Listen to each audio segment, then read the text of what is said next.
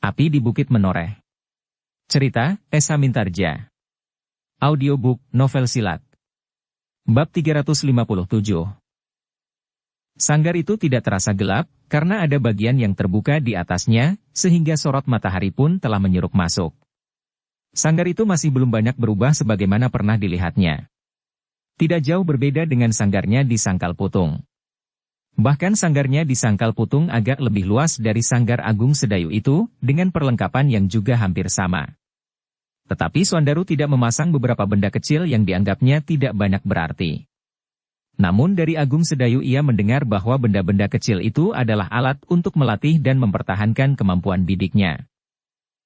Kau satu-satunya orang yang pernah mengalahkan Sidanti, berkata Swandaru. Ah, itu sudah terjadi bertahun-tahun lampau. Dan kini Sidanti sudah tidak ada lagi, jawab Agung Sedayu. Kemampuan bidikmu tentu semakin tinggi, berkata Swandaru. Agung Sedayu menarik nafas.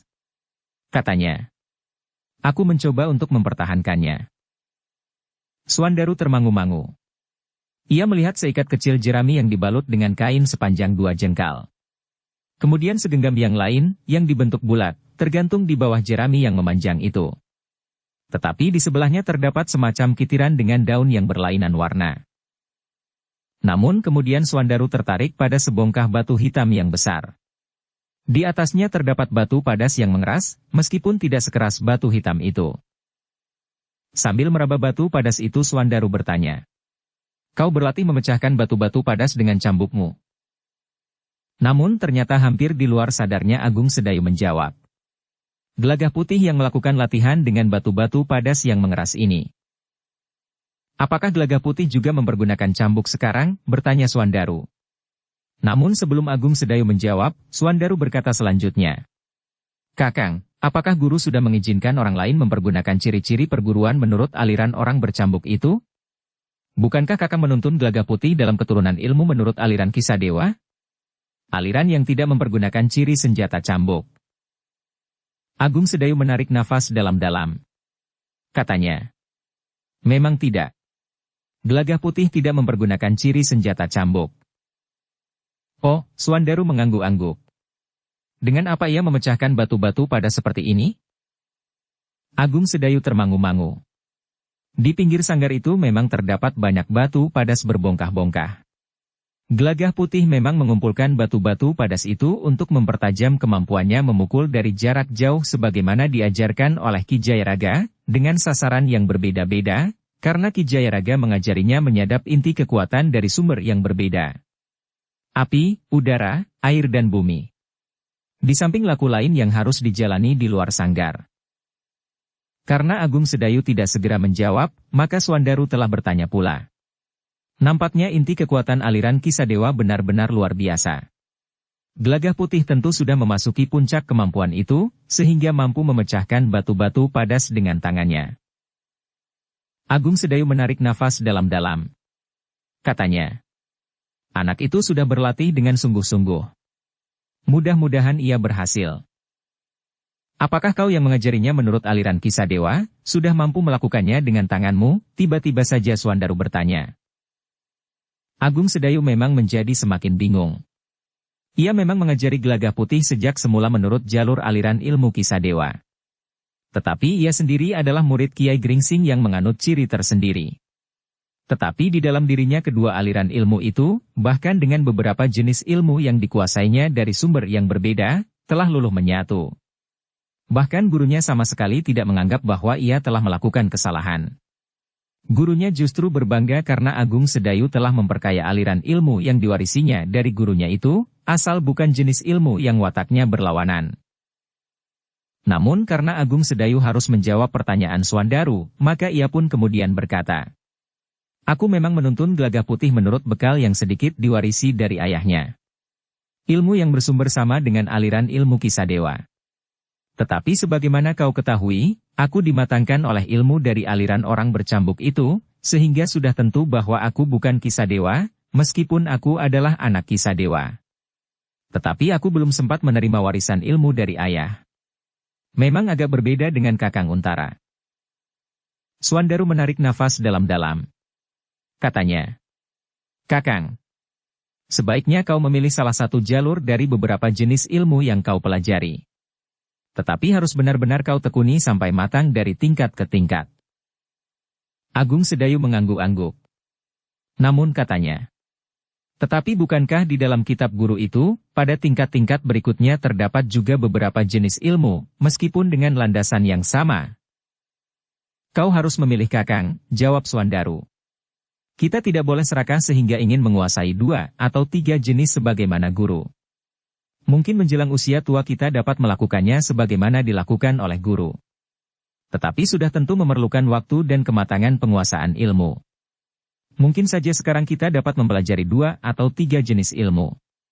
Tetapi justru semuanya akan tetap masih saja mentah dan tidak menyentuh inti kekuatan ilmu dari guru kita. Agung Sedayu termangu-mangu. Ia tidak tahu jawaban apa yang harus dikatakannya.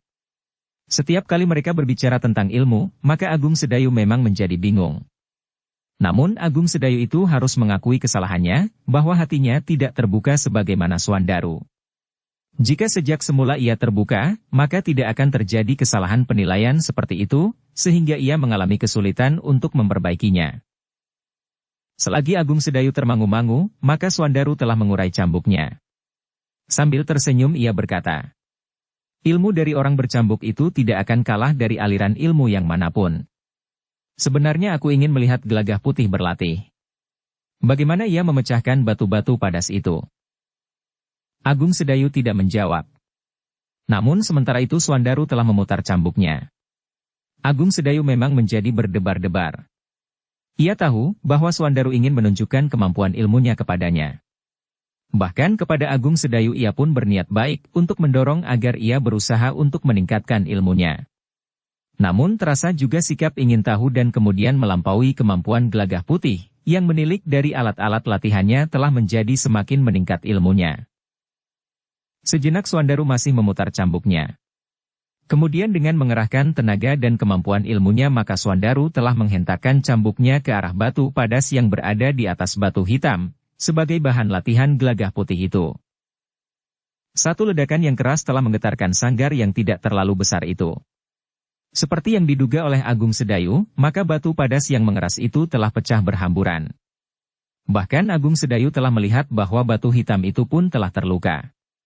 Sebaris goresan menjelujur pada batu hitam itu. Agung Sedayu menarik nafas dalam-dalam. Ia pernah melihat Swandaru mencambuk tanah tempatnya berpijak sehingga seakan-akan terbelah. Agung Sedayu percaya akan kekuatan yang sangat besar pada adik seperguruannya itu, yang berpijak pada ilmu yang sama dengan landasan ilmu yang diwarisi dari orang bercambuk itu. Dengan kekuatan ilmu yang sangat besar itu, Agung Sedayu memang berpendapat bahwa cambuk Swandaru agaknya mampu menembus ilmu kebalnya. Tetapi dalam pertempuran yang sebenarnya, maka sisa kekuatan cambuk yang menembus ilmu kebalnya tidak akan menyakitinya, karena kekuatan Swandaru yang diungkapkannya itu adalah sekedar ungkapan kewadagan. Ternyata Swandaru masih belum menggapai inti kekuatan ilmu orang bercambuk itu, di mana tenaga, kekuatan dan nilai dari ungkapan ilmunya itu justru tidak lagi menimbulkan bunyi ledakan yang sangat keras. Karena semua tenaga telah terserap pada hentakan itu sendiri tanpa mengalir sedikitpun untuk mendorong getaran bunyi yang berlebihan. Sebenarnya lah Agung Sedayu pun merasa prihatin atas kelambatan perkembangan ilmu Swandaru, yang memang waktunya lebih banyak dirampas bagi kademangannya. Swandaru memang telah bekerja keras untuk menjadikan kademangannya satu kademangan yang besar dalam arti yang sebenarnya.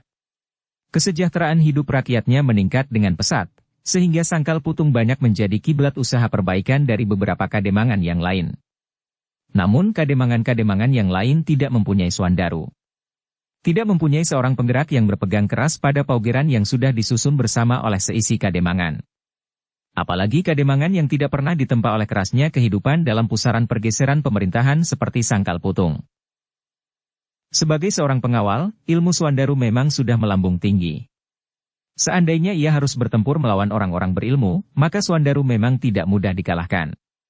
Tetapi jika ia harus menghadapi orang-orang seperti Sabung Sari, bahkan Gelagah Putih, apalagi Bangolamatan, maka Swandaru masih harus melengkapi ilmunya.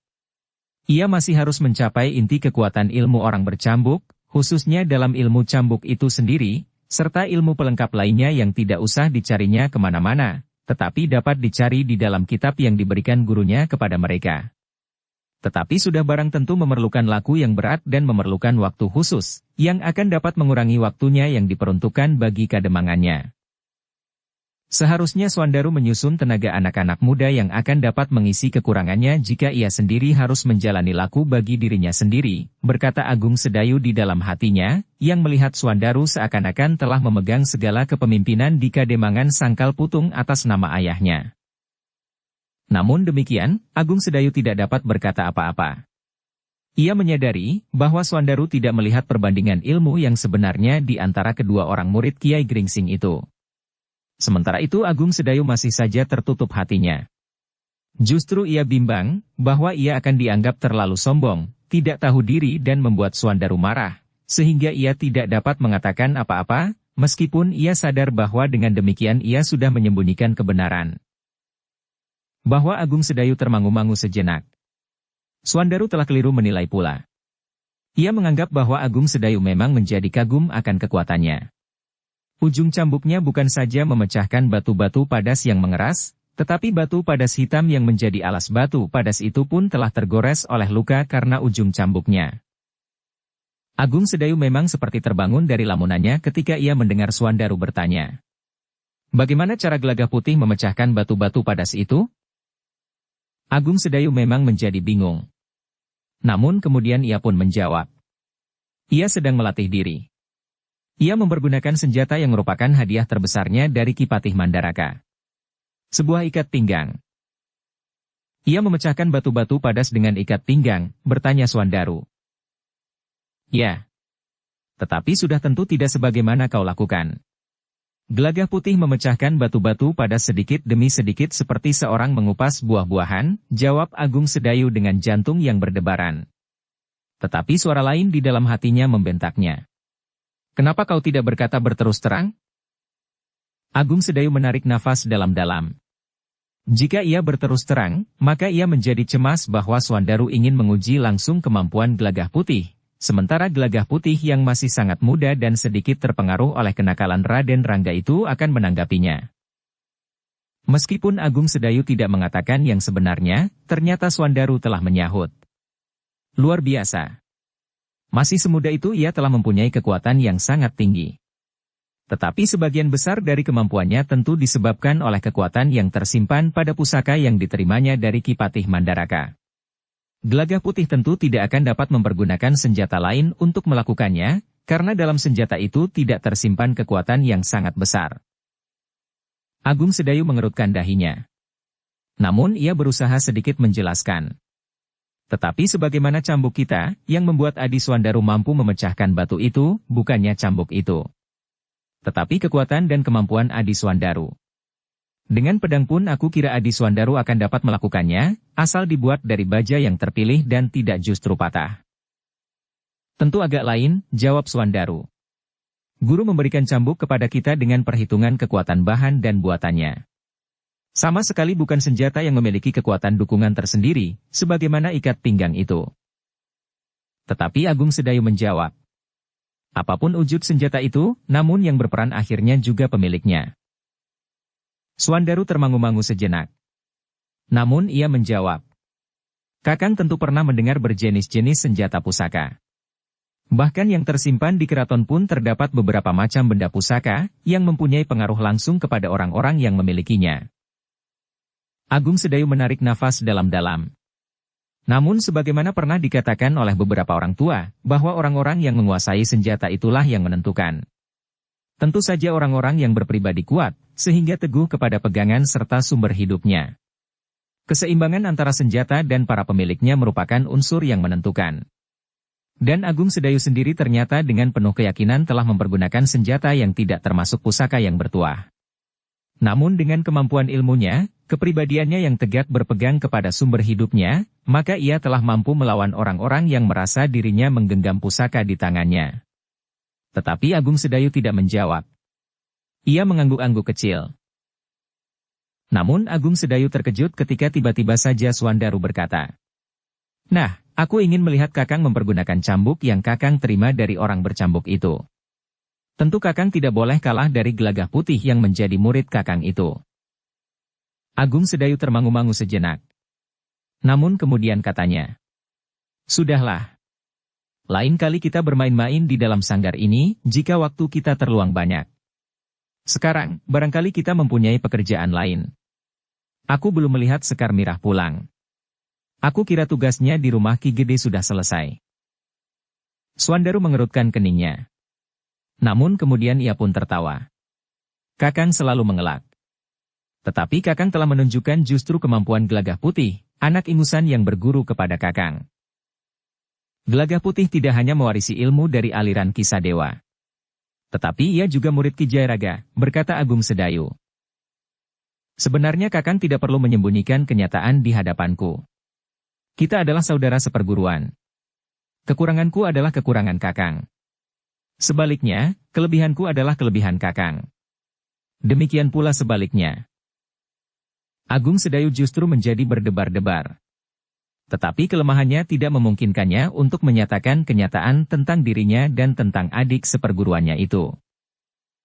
Yang dikatakannya kemudian adalah, "Kita perlu beristirahat sekarang. Kita akan mendapatkan kesempatan lain untuk melihatnya kelak." Suandaru memang menjadi kecewa. Tetapi ia tidak dapat memaksa Agung Sedayu. Ia tidak ingin membuat kakak seperguruannya itu kemudian merasa rendah diri, justru saat-saat tenaganya diperlukan bagi tanah perdikan menoreh. Ia harus yakin akan dirinya, berkata Suandaru di dalam hatinya. Jika ia tidak menyadari kekurangannya pada saat seperti ini, bukan saja Kakang Agung Sedayu yang akan mengalami kesulitan, tetapi juga anak-anak muda di seluruh tanah perdikan. Karena itu, maka Suandaru pun kemudian menggulung cambuknya kembali sambil berkata, "Pada kesempatan lain kita akan membuat perbandingan ilmu. Aku kira sudah waktunya, apalagi guru sudah menjadi semakin tua, sementara kita masih jauh dari cukup memahami ilmu yang tertulis di dalam kitab yang diberikan oleh guru kepada kita, jangankan memahami," berkata Agung Sedayu. "Satu bab pun kita belum sempat mencapai intinya. Tentu memerlukan waktu." Suandaru mengerutkan keningnya. Tetapi menurut pendapatnya, Agung Sedayu tentu tidak dengan sengaja menyindirnya, karena Suandaru sendiri sebenarnya merasa bahwa ilmu cambuknya masih harus dikembangkan dan disempurnakan untuk memasuki inti ilmunya itu. "Kakang Agung Sedayu akan dapat menyebut ilmuku jika ilmunya sendiri mampu melampauku," berkata Suandaru di dalam hatinya. Yang dikatakan itu memang mirip sebuah keluhan. Nampaknya lebih banyak ditujukan kepada dirinya sendiri. Tetapi Suandaru tidak menjawab lagi. Ketika kemudian Agung Sedayu mempersilahkannya untuk pergi ke pendapa, maka mereka pun telah keluar dari sanggar, sementara Suandaru sempat meraba sejenis senjata yang jarang dipergunakan. Sebuah kapak bermata dua, berujung tombak dan bertangkai agak panjang. Juga sebuah pedang yang lengkung dan tajamnya luar biasa, tergantung di dinding tanpa sarung. Tetapi Suandaru berdesis sambil mengamati pedang itu. Apakah pedang ini tidak mudah patah? Agung Sedayu menggeleng. Jawabnya, "Tidak. Tetapi tentu membutuhkan satu cara penggunaan yang khusus, yang perlu dipelajari tersendiri. Unsur-unsur gerak yang dipergunakan harus disesuaikan dengan watak senjata itu sendiri, sebagaimana kapak bermata dua dan berujung tombak itu.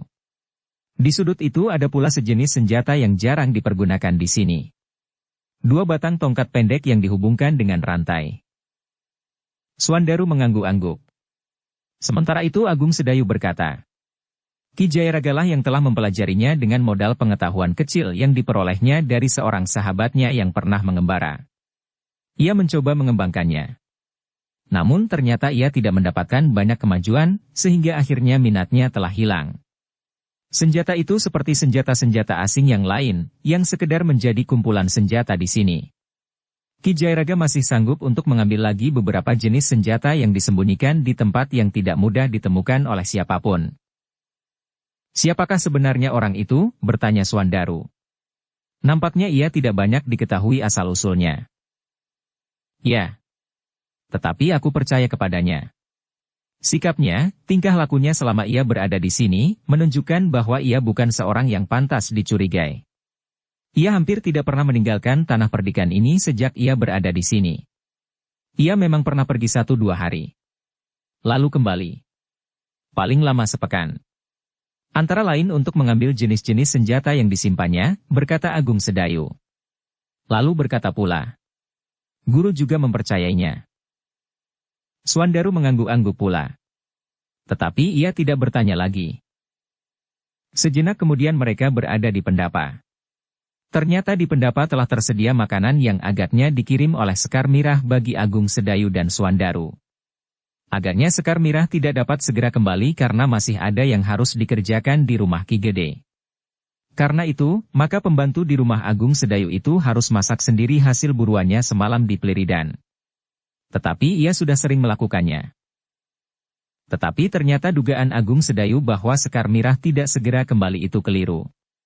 Baru saja mereka mulai menghirup minuman dan mencicipi makanan, maka mereka telah melihat Sekar Mirah memasuki halaman rumah justru bersama Kiai Gringsing. Karena itu, maka dengan tergesa-gesa kedua orang muridnya telah menyongsongnya dan mempersilahkannya untuk naik ke pendapa. Kami sudah bersiap-siap untuk pergi ke rumah Ki Gede, berkata Suandaru. Aku kira kalian justru tidur nyenyak, desis Kiai Gringsing sambil tersenyum. Bukankah kalian semalam suntuk tidak tidur? Apalagi Suandaru yang menempuh perjalanan jauh, sehingga tentu menjadi letih dan kantuk. Kami tidak merasa apa-apa guru, jawab Suandaru. Apalagi setelah kami mandi. Rasa-rasanya tubuh kami telah menjadi segar kembali. Kiai Gringsing mengangguk-angguk. Sambil naik ke pendapa dan kemudian duduk bersama Agung Sedayu dan Suandaru ia berkata. Kalian memang memiliki daya tahan tubuh yang luar biasa. Kami adalah murid guru, jawab Suandaru. Tetapi Suandaru menjadi agak kecewa ketika Kiai Gringsing berkata. Tetapi anak-anakku, sebenarnya kalian tidak perlu menghambur-hamburkan tenaga seperti ini. Aku percaya bahwa kalian mempunyai daya tahan yang tinggi. Tetapi dalam keadaan yang tidak memaksa, kalian tidak perlu melakukannya, karena pada suatu saat kalian sangat memerlukannya. Tetapi jika terasa tidak mengganggu, maka hal itu pun tidak berpengaruh apa-apa. Aku tidak merasa terganggu sama sekali, guru, jawab Suandaru. Kiai Gringsing mengangguk-angguk. Tetapi ia pun berkata, namun bagaimanapun juga, jika kalian memerlukan istirahat, serta ada waktu untuk melakukannya, sebaiknya kalian lakukan. Kami pun telah beristirahat sebaik-baiknya guru, jawab Suandaru. Syukurlah, berkata Kiai Gringsing. Namun sementara itu Sekar Mirah telah pula keluar ke pendapa dan duduk bersama mereka setelah menjenguk ke dapur. Apakah pekerjaanmu sudah selesai? Bertanya Agung Sedayu. Belum. Tetapi makan pagi telah terbagi ke seluruh pasukan yang bertugas. Perempuan-perempuan yang ada di rumah Ki Gede dan di Banjar sedang masak untuk makan siang. Sementara itu telah dibagi tugas. Para pengawal di padukuhan-padukuhan akan mendapat makan dari padukuhan mereka masing-masing. Di setiap banjar padukuhan, perempuan-perempuan dari padukuhan itu sendiri akan masak bagi anak-anak muda mereka, sehingga dengan demikian tugas di Banjar dan rumah Ki Gede bagi perempuan-perempuan di padukuhan induk ini menjadi lebih ringan. Namun bagi para pengawal khusus yang bertugas bagi tanah perdikan ini dan sekitarnya, memang dikirim dari padukuhan induk. Agung Sedayu mengangguk-angguk. Katanya, satu cara yang baik. Di mana Gelagah Putih? Masih di rumah Ki Gede. Ki Waskita dan Ki Jaraga yang berada di rumah Ki Gede sedang berjalan-jalan. Mungkin nanti mereka akan singgah pula kemari, karena mereka tahu Kiai Gringsing ada di sini, jawab Sekar Mirah. Kiai Gringsing tersenyum. Katanya, ya. Dan aku sudah berjanji bahwa aku akan menunggu mereka di sini. Ki Waskita nampaknya sudah begitu rindu kepada tanah perdikan ini. Sawahnya, ladangnya dan parit-paritnya yang tidak pernah kering. Karena itu Ki Waskita tidak bersama-sama dengan Kiai Gringsing datang kemari. Tetapi kami berpisah di luar regol padukuhan induk, berkata Sekar Mirah pula. Mereka memberi kesempatan kepadaku, jika ada pembicaraan yang penting di antara aku dan murid-muridku, berkata Kiai Gringsing. Meskipun aku mengatakan bahwa tidak ada yang penting, tetapi sebaiknya aku membiarkan mereka berjalan-jalan lebih dahulu. Memang tidak ada yang penting, berkata Suandaru. Tetapi kesempatan seperti ini jarang terjadi. Aku dan Kakang Agung Sedayu berada di tempat yang terpisah. Demikian pula guru. Ternyata dalam kesempatan ini kita dapat bertemu. Kau mempunyai tanggung jawab sendiri di Sangkal Putung, Swandaru, sementara Agung Sedayu mempunyai tugas dan kewajiban di sini. Karena itu, kalian memang tidak dapat berkumpul sebagaimana dua orang saudara sekandung. Di masa kanak-kanak mereka selalu bermain bersama. Kadang-kadang bertengkar, namun kemudian menjadi berbaik kembali. Namun setelah dewasa, maka mereka pun akan berpisah. Mereka akan pergi ke tempat tugas dan kewajiban mereka masing-masing, berkata Kiai Gringsing. Bukankah dengan demikian justru pertemuan seperti ini menjadi penting, desis Swandaru? Iya, iya. Aku mengerti maksudmu. Tetapi bukankah kita mempunyai waktu? Aku memang ingin berbicara dengan kalian berdua. Tetapi sebentar lagi, Ki Waskita dan Ki Jairaga akan datang. Mereka tentu tidak akan dapat memperhitungkan dengan tepat, seberapa lama kita membutuhkan waktu untuk berbicara. Apalagi aku memang sudah terlalu tua. Apapun yang aku lakukan, namun jalanku sudah pasti. Agung Sedayu dan Swandaru termangu-mangu sejenak. Namun kemudian sambil menarik nafas dalam-dalam Agung Sedayu pun berkata, "Kami memang masih mempunyai waktu, Guru. Bukankah Guru sudah memutuskan untuk tinggal bareng 1-2 hari?" Kiai Gringsing mengangguk. Katanya, "Bukan maksudku menunda-nunda pekerjaan yang dapat diselesaikan hari ini, karena hal yang demikian dapat berakibat kurang baik. Tetapi mungkin karena ketuaanku, dalam setiap langkah rasa-rasanya aku harus benar-benar mempersiapkan diri." Swandaru menundukkan kepalanya. Sebenarnya ia ingin segalanya berjalan cepat. Yang dapat dilakukan saat itu, sebaiknya dilakukan. Yang ternyata tidak, barulah dipersiapkan kemudian. Kakang Agung Sedayu memang akan banyak kehilangan waktu dengan cara yang demikian, berkata Swandaru di dalam hatinya. Tetapi itu sudah sifatnya. Karena itu pula maka ia tidak dengan cepat meningkatkan ilmunya, meskipun aku sudah membiarkan kitab dari guru itu ada di sini. Agaknya ia lebih mengagumi kemampuan bidiknya daripada menyempurnakan ilmu cambuknya. Sementara itu ilmu bidiknya itu hampir tidak banyak berarti dalam benturan kekerasan di dunia olah kanuragan. Kecuali jika Kakang Agung Sedayu sudah puas menjadi seorang pemburu yang baik, sehingga akan mampu memanah burung pipit di puncak pohon yang tinggi sekalipun. Namun ia tidak dapat memaksa gurunya untuk berbuat lain. Apalagi setelah gurunya mulai berbicara tentang perkembangan tanah perdikan yang dinilainya memang agak lambat dibandingkan dengan Sangkal Putung. Mungkin karena tanah perdikan ini tidak memiliki tanah sesubur Kademangan Sangkal Putung, berkata Kiai Gringsing. Di beberapa bagian dari ngarai tanahnya memang baik. Sawah terbentang luas dan selalu basah. Tetapi ada bagian lain yang memang tandus dan kurang memberikan kemungkinan untuk dikembangkan. Penanganannya memang harus lain, berkata Swandaru. Cara di Kademangan Sangkal Putung belum tentu dapat diterapkan di sini, yang mempunyai beberapa bagian tanah pegunungan. Agaknya tanah perdikan ini sebaiknya berpikir untuk memperluas tanah garapan bagi para petani. Kami sudah mencoba melakukannya, berkata Agung Sedayu. Memperluas tanah garapan. Tetapi kami harus memperhitungkan luas hutan yang harus tersisa. Sementara itu, kami pun telah mencoba untuk menanami lereng-lereng pegunungan gundul dengan jenis-jenis tanaman yang kami anggap sesuai. Aku melihat hasilnya, berkata Kiai Gringsing. Memang tidak akan dapat dilihat dengan cepat. Tetapi perkembangannya sudah nampak. Terima kasih Guru, jawab Agung Sedayu. Kami di sini akan berusaha lebih baik lagi. Tetapi memang ada bedanya, bukan saja sasaran garapan, berkata Swandaru. Tetapi sumber penggerak itu sendiri. Aku tentu merasa bertanggung jawab mutlak atas perkembangan Kademangan Sangkal Putung. Agak berbeda dengan Kakang Agung Sedayu di sini. Terasa telinga Agung Sedayu memang menjadi panas. Tetapi seperti biasanya ia selalu mencoba untuk mengendalikan dirinya. Namun ternyata Sekar Mirahlah yang menyahut. Apakah Kakang Swandaru mengira bahwa Kakang Agung Sedayu tidak bersungguh-sungguh? Bukan begitu, jawab Swandaru. Tetapi perbedaan kedudukan antara aku dan Kakang Agung Sedayu tentu berpengaruh. Aku dapat bertindak langsung sesuai dengan penalaranku tanpa harus berbicara dengan siapapun, karena ayah sudah memberikan wewenang itu. Tetapi Kakang Agung Sedayu tidak. Wajah Sekar Mirah menjadi merah. Tetapi sebelum ia menjawab, Kiai Gringsing telah menengahi. Yang dikatakan oleh Swandaru adalah sekedar tentang wewenang yang ada di tangan Swandaru dan Agung Sedayu. Namun tanggung jawab dan kemauan bekerja memang harus dibedakan. Tetapi sudahlah, kita dapat berbicara tentang banyak hal yang lebih berarti daripada wewenang. Nanti malam aku akan tidur di rumah ini. Dengan demikian kita akan sempat berbicara seberapa panjang kita akan berbicara tentang sebuah perguruan kecil yang tidak berarti apa-apa di dunia olah kanuragan ini. Swandaru termangu-mangu sejenak. Namun ia pun kemudian mengangguk-angguk.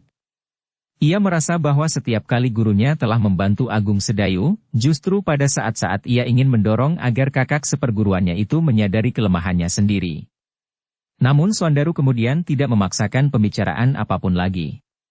Yang kemudian ditanyakan oleh Kiai Gringsing adalah justru kapan mereka akan kembali. Bukankah kita akan kembali tidak lebih dari besok? Jawab Swandaru yang masih merasakan sesuatu yang bergejolak di dalam hatinya. Meskipun seandainya besok siang sekalipun, karena kita tidak terikat untuk berangkat pagi hari. Kiai Gringsing mengangguk-angguk. Katanya, ya, besok kita akan berangkat setelah matahari turun. Kita tidak akan menjadi silau karena kita akan membelakangi matahari. Dalam pada itu, maka seperti yang telah dijanjikan, telah memasuki halaman rumah itu Ki Waskita dan Ki Jayaraga.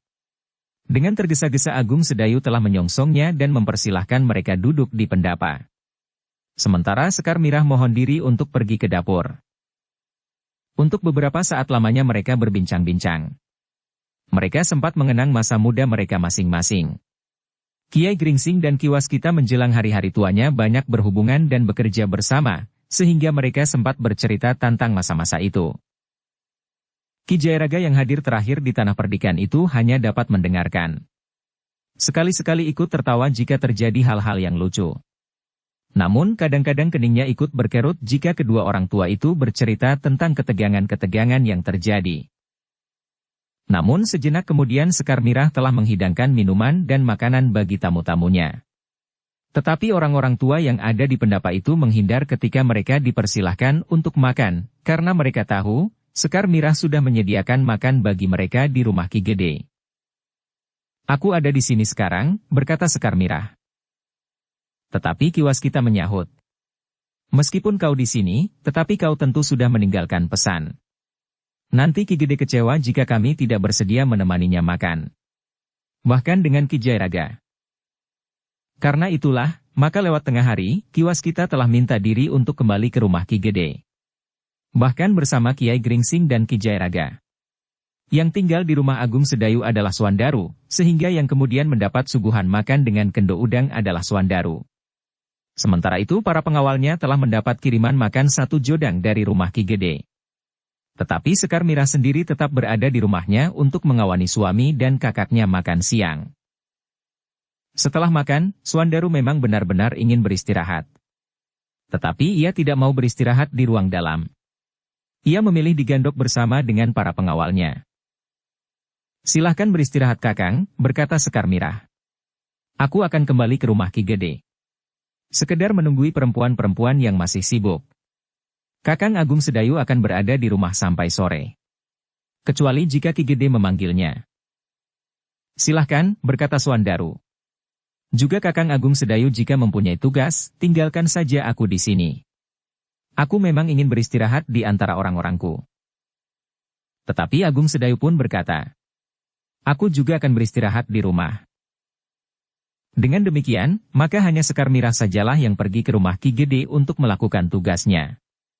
Bersama-sama dengan perempuan-perempuan di Padukuhan Induk menyiapkan makan bagi para pengawal yang bertugas tersebar di seluruh tanah perdikan. Dalam pada itu, kehidupan di tanah perdikan menoreh telah mulai menjadi tenang. Anak-anak telah bermain kembali di halaman, sementara yang telah mengungsi dari satu padukuhan ke padukuhan lain pun telah kembali. Meskipun pasar masih tetap sepi, namun di jalan-jalan mulai nampak orang berjalan dari satu rumah ke rumah yang lain. Namun demikian, di bulak-bulak panjang, para pengawal masih saja hilir mudik mengamati keadaan. Bukan saja para pengawal berkuda, tetapi para petugas sandi pun berkeliaran di daerah perbatasan. Beberapa kademangan di sekitar tanah perdikan yang ikut terguncang karena peristiwa yang terjadi di tanah perdikan itu pun telah menjadi tenang pula. Ki Gede telah mengirimkan beberapa orang bebahu untuk menghubungi kademangan-kademangan itu, memberikan penjelasan apa yang sebenarnya terjadi di tanah perdikan.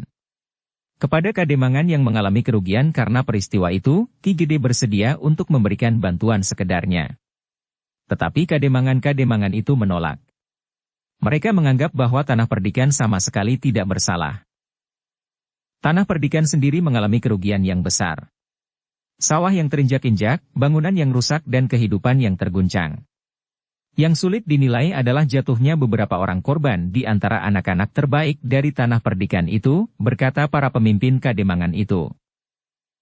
Bahkan bagi mereka, Tanah Perdikan itu akan dapat menjadi tempat untuk bernaung jika terjadi sesuatu di Kademangan mereka masing-masing. Di sore hari, ketika matahari telah menjadi rendah, Suandaru telah mengajak Agung Sedayu untuk melihat-lihat keadaan Tanah Perdikan itu. Berkuda keduanya berkunjung dari satu padukuhan ke padukuhan yang lain. Ternyata masih banyak yang dapat langsung mengenali Suandaru, meskipun di antara mereka sudah lama tidak bertemu. Dalam kesempatan itu Suandaru telah melihat-lihat pula usaha Tanah Perdikan untuk menghutankan tanah yang semula gundul di lereng-lereng pegunungan. Usaha untuk mengatasi lereng yang sering longsor, turun menimpa padukuhan-padukuhan di musim hujan.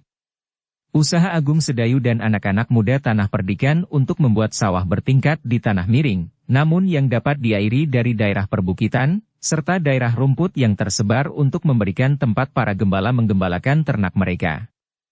Meskipun tidak dikatakan, ternyata Suandaru telah melihat langsung kemajuan di Tanah Perdikan yang dianggapnya lamban itu. Menjelang senja, maka keduanya telah kembali ke rumah Agung Sedayu. Ternyata beberapa saat kemudian, ketika langit mulai gelap, Kiai Gringsing pun telah datang pula bersama Ki Jayaraga.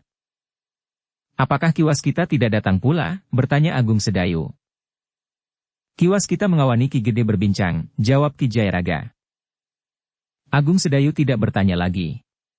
Sementara itu Gelagah Putih dan Sekar Mirah telah berada di rumah itu pula. Seperti yang direncanakan oleh Kiai Gringsing, maka setelah minum minuman hangat dan makan beberapa potong makanan, maka Kiai Gringsing pun berkata, "Marilah, kita pergunakan kesempatan ini untuk berbincang-bincang. Khusus tentang perguruan kecil kita. Sudah tentu jika kita menyebut perguruan kecil kita, bukan berarti sebuah padepokan kecil di Jati Anom.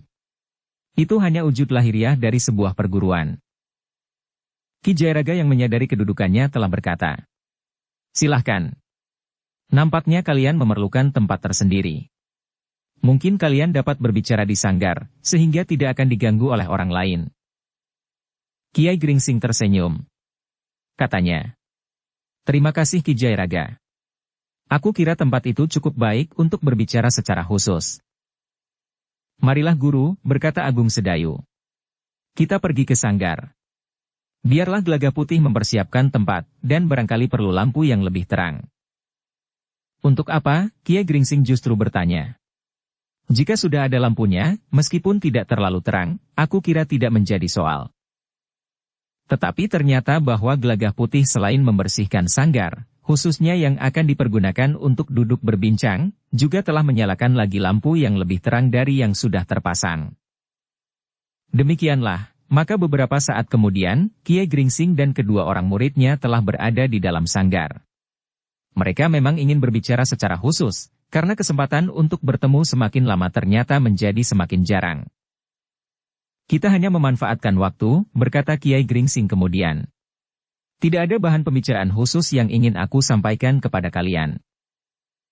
"Guru," Suandarulah yang menyahut. "Aku justru ingin mengusulkan, dalam kesempatan ini sebaiknya kami, murid-murid guru, mengadakan perbandingan ilmu. Dengan demikian guru masih mempunyai kesempatan untuk memberikan petunjuk dan arah kepada kami untuk memperbaiki kesalahan-kesalahan yang telah kami perbuat." Agung Sedayu memang menjadi berdebar-debar. Setiap kali ia memasuki sebuah pembicaraan tentang ilmu, maka ia telah menjadi gelisah. Namun Kiai Gringsing yang telah menjawab, "Aku tidak akan dengan tergesa-gesa sampai ke sana. Sebenarnya, sebagai guru, aku telah mengetahui tataran ilmu kalian masing-masing. Aku tahu pasti perbandingan ilmu di antara kalian, meskipun kalian tidak menunjukkan kepadaku dengan cara apapun juga. Karena perbandingan ilmu dengan cara yang dapat kita lakukan di sini tentu bukan batas kemampuan ilmu yang sebenarnya, karena masing-masing masih harus menahan diri dan menjaga agar yang lain tidak mengalami cedera. Namun berbeda dengan aku telah melihat bagaimana Agung Sedayu bertempur di medan perang dengan mengerahkan segenap kemampuannya. Aku pun pernah melihat Suandaru memperagakan kemampuannya dengan menunjukkan batas-batas tingkat ilmunya. Suandaru mengerutkan keningnya. Tetapi sebelum ia mengatakan sesuatu, Kiai Gringsing telah berkata, "Yang ingin aku katakan kepada kalian pada kesempatan ini adalah justru hasil pengamatanku itu." Agung Sedayu memang menjadi semakin berdebar-debar. Namun Suandaru telah mendesak. "Kami memang sangat menunggu guru." "Aku melihat kalian berada di simpang jalan," berkata Kiai Gringsing. "Kalian telah menempuh pilihan yang berbeda dalam meningkatkan ilmu kalian." Agung Sedayu ternyata tidak mengikuti satu jenis ilmu. Tetapi ia merambah ke berbagai jenis ilmu, sehingga dengan demikian Agung Sedayu menguasai beberapa jenis ilmu yang wujud pengungkapannya berbeda-beda. Tetapi Suandaru telah menekuni satu jenis ilmu. Ilmu yang memang menjadi ciri perguruan yang menganut aliran orang bercambuk. Karena itu, maka Suandaru mampu menunjukkan kemampuan ilmu cambuk dengan sangat mengagumkan. "Guru," Suandaru memotong. "Manakah yang lebih baik menurut guru?" "Aku tidak dapat mengatakan mana yang lebih baik, karena ternyata masing-masing memiliki kelebihan dan kekurangannya," berkata Kiai Gringsing. "Namun satu kenyataan, bahwa di dunia olah kanuragan telah terdapat berbagai macam ilmu yang berbeda-beda menurut aliran masing-masing. Bermacam-macam ilmu itu harus mendapat tanggapan dengan cara yang berbeda-beda pula.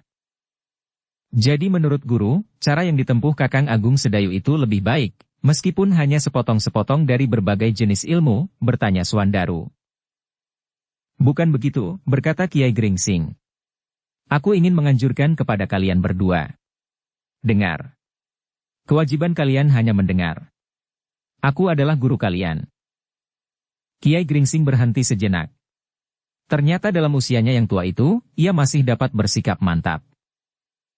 Kedua murid Kiai Gringsing itu saling berpandangan sejenak. Namun seperti yang dikatakan oleh gurunya, mereka hanya dapat mendengarkan. Sejenak Kiai Gringsing terdiam. Dipandanginya kedua orang muridnya berganti-ganti, sehingga keduanya pun kemudian telah menundukkan kepalanya. "Anak-anakku," berkata Kiai Gringsing kemudian. "Aku tidak mengatakan bahwa cara yang kalian tempuh yang satu lebih baik dari yang lain. Tetapi aku ingin mengatakan bahwa kedua-duanya mempunyai kelemahan. Suandaru yang hanya mengenal satu jenis ilmu betapapun tinggi pemahamannya, bahkan seandainya sudah sampai ke inti ilmu cambuk itu, namun masih terdapat kelemahan. Tanpa mengenal jenis ilmu yang lain, maka Suandaru kurang memiliki bekal apabila ia benar-benar terjun ke dunia olah kanuragan. Untuk menanggapi berbagai jenis ilmu, maka Suandaru pun harus memiliki berbagai jenis bekal yang cukup. Kemudian dengan puncak ilmu cambuknya maka Suandaru akan mendapat kesempatan mengakhiri perlawanan lawan-lawannya. Tetapi tanpa mengenal ilmu yang lain, maka kau akan menjadi sangat miskin menghadapi dunia dalam segala bentuknya. Kau akan tampil dengan bekal yang itu-itu juga, sehingga setiap orang akan mengenalinya, dan dengan mudah membaca kelemahan-kelemahanmu. Sebaliknya, dengan mempelajari 1000 jenis ilmu sekalipun, jika semuanya hanya mengambang tanpa kedalaman, maka hal itu pun tidak berarti sama sekali. Dalam benturan ilmu, maka betapapun banyaknya ilmu yang ditampilkan, namun semuanya akan dapat ditembus lawan dengan mudah. Bahkan dalam saat-saat yang menentukan, ia tidak akan memiliki alat pemukul yang mematikan." Kiai Gringsing berhenti sejenak, lalu katanya, "Karena itu, aku ingin mengatakan kepadamu Suandaru, jangan terlalu yakin akan ilmu cambukmu. Kau harus berusaha untuk melengkapinya dengan jenis-jenis ilmu yang lain, yang dapat kau pelajari dari kitab yang pernah aku berikan kepada kalian berdua. Jangan hanya melihat ke permukaan dari setiap persoalan yang dikemukakan di dalam kitab itu. Tetapi kau harus menyusup ke kedalamannya. Apalagi ilmu cambuk yang kau jadikan puncak ilmu yang kau miliki. Terus terang, bahwa kau masih saja terbatas pada unsur kewadagan. Kau memang sudah memasuki laku untuk menyusup ke kedalaman, tetapi baru pada mulanya. Kau harus mempelajarinya lagi, kau harus menjalani laku yang barangkali cukup berat untuk mencapai inti ilmu cambukmu. Di samping itu, kau harus mengenali jenis-jenis ilmu yang lain, untuk menanggapi keanekaan dunia olah kanuragan." Sekali lagi Kiai Gringsing berhenti sejenak. Lalu katanya lagi, "Dan kau Agung Sedayu. Kau tidak boleh sekedar bergerak mendatar. Menjelajahi jenis-jenis ilmu yang luas, tetapi tanpa memilih satu di antaranya. Akan lebih baik jika kau dalami ciri perguruan kita, ilmu cambuk. Kau pun harus menjalani laku, sehingga kau akan memperoleh kedalaman ilmu yang sangat kau perlukan. Bahkan sekaligus ciri dari sebuah perguruan. Ketika kemudian Kiai Gringsing berhenti lagi berbicara, maka Agung Sedayu dan Swandaru menjadi termangu-mangu.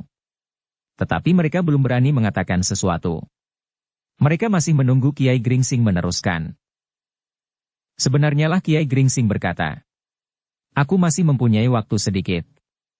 Seandainya aku tidak dapat melihat kalian sampai batas sebagaimana yang aku katakan, tetapi aku ingin melihat kalian mulai menjalani laku itu. Apapun alasan kalian, tetapi aku minta kalian melakukannya. Kecuali jika kalian tidak lagi menganggap aku sebagai seorang guru.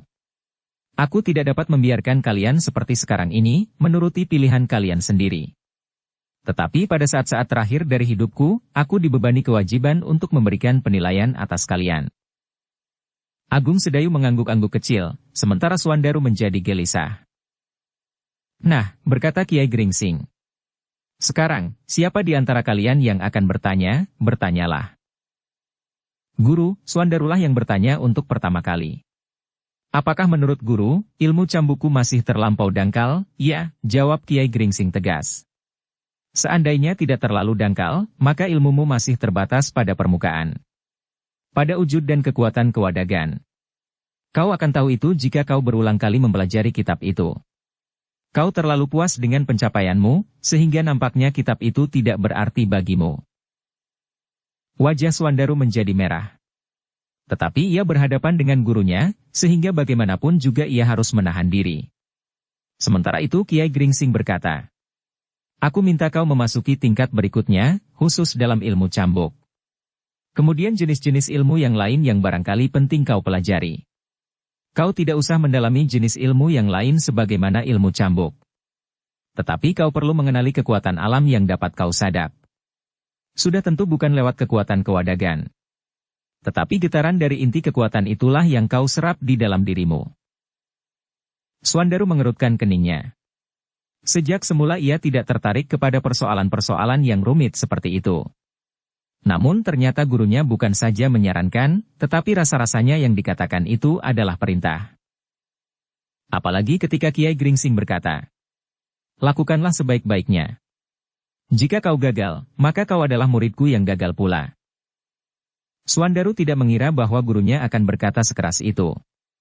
Selama ini ia sudah sangat berbangga dengan ilmunya. Namun ternyata gurunya merasa sangat kecewa. Tetapi kemudian Kiai Gringsing berkata pula, "Dan kau Agung Sedayu. Banyak hal yang harus kau perhatikan." Agung Sedayu menarik nafas dalam-dalam. Sementara itu, Kiai Gringsing berkata selanjutnya, "Kau tidak perlu merambah puluhan jenis-jenis ilmu. Tetapi kau harus mempunyai satu kekuatan yang akan dapat diandalkan untuk menyelesaikan persoalan. Seperti aku katakan, kau harus meletakkan ciri perguruanmu di atas segala macam ilmu yang kau kuasai. Seperti Swandaru, maka kau harus mempelajari tingkat-tingkat selanjutnya, sesuai dengan tataran yang tertulis di dalam kitab yang aku tinggalkan bagi kalian berdua." Agung Sedayu sama sekali tidak menjawab. Tetapi kepalanya tertunduk dalam-dalam. Dalam pada itu, Kiai Gringsing masih berkata selanjutnya, "Dalam waktu dekat kalian tidak perlu mengadakan perbandingan ilmu. Dunia kanuragan akan mengatakan kepada kalian, sampai di tingkat yang manakah kalian berdiri pada suatu saat. Tetapi aku tidak bermaksud memerintahkan kalian menjadi pengembara, apalagi petualang, untuk mencoba-coba kemampuan ilmu kalian. Justru kalian harus menjauhi kemungkinan benturan kekerasan. Hanya dalam keadaan terpaksa kalian mempergunakan kekerasan. Karena sebenarnya lah kekerasan bukan alat yang terbaik untuk menyelesaikan masalah. Tetapi dalam keadaan terpaksa, kemampuan ilmu yang kalian miliki akan dapat kalian pergunakan untuk melawan segala bentuk kejahatan serta sikap yang bertentangan dengan kebenaran dan keadilan." Kiai Gringsing berhenti sejenak. Kemudian katanya, "Nah, dalam langkah-langkah yang akan kalian tempuh, kalian harus selalu mendekatkan diri kepada sumber hidup kalian. Mohon petunjuknya, serta dengan tulus percaya bahwa hanya kehendaknya sajalah yang akan terjadi, karena sebenarnya lah apa yang datang daripadanya adalah baik adanya. Kedua orang murid Kiai Gringsing itu mengangguk-angguk kecil. Betapapun sakit hati Swandaru, tetapi ia merasa bahwa peringatan gurunya tidak semata-mata ditujukan kepadanya, tetapi juga kepada Agung Sedayu. Gurunya memang cukup bersikap keras terhadapnya dan terhadap Agung Sedayu. Ternyata Kiai Gringsing itu masih berkata pula, "Anak-anakku, kau harus menyadari bahwa umurku tentu tidak akan panjang lagi. Bahkan berarti aku mendahului kepastian yang Maha Agung, tetapi justru aku menyadari bahwa tidak ada arah lain dari setiap kehidupan daripada dipanggil kembali oleh penciptanya. Karena itu, dalam kesempatan yang sempit ini, aku akan selalu melihat perkembangan kalian. Apakah kalian melakukan perintahku atau tidak? Aku tidak akan memberikan hukuman apapun bagi kalian jika kalian mengingkari perintahku. Tetapi kalian tentu akan menyesali langkah kalian itu." Agung Sedayu dan Swandaru hanya mengangguk-angguk saja. Agaknya tidak ada lagi yang dapat mereka kemukakan kepada guru mereka, apalagi menilik kata-katanya, guru mereka itu sedang bersikap agak lain dari sikapnya sehari-hari. Kiai Gringsing nampak sebagai seorang guru yang kecewa melihat perkembangan ilmu murid-muridnya. Justru pada saat umurnya yang sudah terlalu tua. Namun sejenak kemudian Kiai Gringsing itu pun berkata, "Agaknya tidak ada lagi yang akan aku katakan. Tidak ada pula persoalan yang dapat kalian kemukakan. Aku hanya minta kalian lakukan perintahku kali ini, menjelang hari-hariku terakhir." Agung Sedayu dan Swandaru memang tidak dapat mengatakan sesuatu selain menundukkan kepalanya. Namun dalam pada itu, Swandaru berkata kepada dirinya sendiri, "Aku hanya tinggal melangkah satu langkah lagi. Aku harus mempelajari dan menempuh laku tingkat berikutnya ilmu cambuk yang tertulis dalam kitab guru. Tetapi Kakang Agung Sedayu tentu masih harus mempelajarinya lebih banyak. 2 atau 3 tataran, khususnya ilmu cambuk. Nampaknya perintah guru kali ini akan benar-benar dijalani oleh Kakang Agung Sedayu."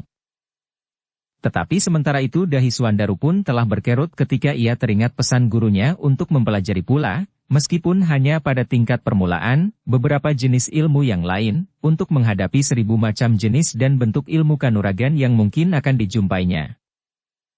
Tetapi itu pun perintah, namun katanya kepada diri sendiri. Tetapi tidak terlalu mengikat seperti perintah guru, ciri ilmu perguruan ini. Dalam pada itu, Kiai Gringsing pun kemudian berkata, "Aku kira pertemuan kita sudah cukup. Namun marilah, kita mencoba untuk menyatukan diri dalam ungkapan pernafasan sesuai dengan landasan ilmu dari perguruan kita. Apakah kita masih tetap satu, atau ternyata kita sudah menempuh jalan kita masing-masing?" Kedua murid Kiai Gringsing itu tidak menjawab. Namun mereka pun kemudian telah bangkit berdiri. Kiai Gringsinglah yang kemudian melangkah lebih dahulu ke tengah-tengah sanggar itu. Kemudian duduk bersila. Sementara Agung Sedayu dan Swandaru telah melakukan hal yang sama di belakangnya. Perlahan-lahan tangan ketiga orang itu bergerak. Kedua tangan mereka telah terjulur lurus sejajar ke depan dengan telapak tangan menghadap ke dalam. Kemudian perlahan-lahan pula tangan itu bergerak. Telapak tangan mereka kemudian menelungkup menghadap ke bawah. Kemudian dengan cepat gerakan-gerakan mereka bertumpu pada siku mereka. Kedua tangan mereka telah melakukan unsur-unsur gerak sesuai dengan ajaran aliran ilmu mereka, sehingga akhirnya kedua tangan mereka terangkat di muka dada. Kedua telapak tangannya berada dalam satu susun yang berhadapan. Satu menghadap ke atas dan yang lain ke bawah. Kemudian perlahan-lahan sekali tangan itu bergerak. Tangan kiri melekat di lambung kanan, sedang tangan kanan terletak di pundak sebelah kiri. Ketiga orang itu terdiam beberapa saat. Nafas mereka berjalan teratur melalui lubang hidung mereka. Baru beberapa saat kemudian, tangan mereka telah terurai. Kemudian kedua telapak tangan mereka menelakup di depan dada. Menurun ke bawah, kemudian terlepas. Ketiga orang itu menarik nafas dalam-dalam.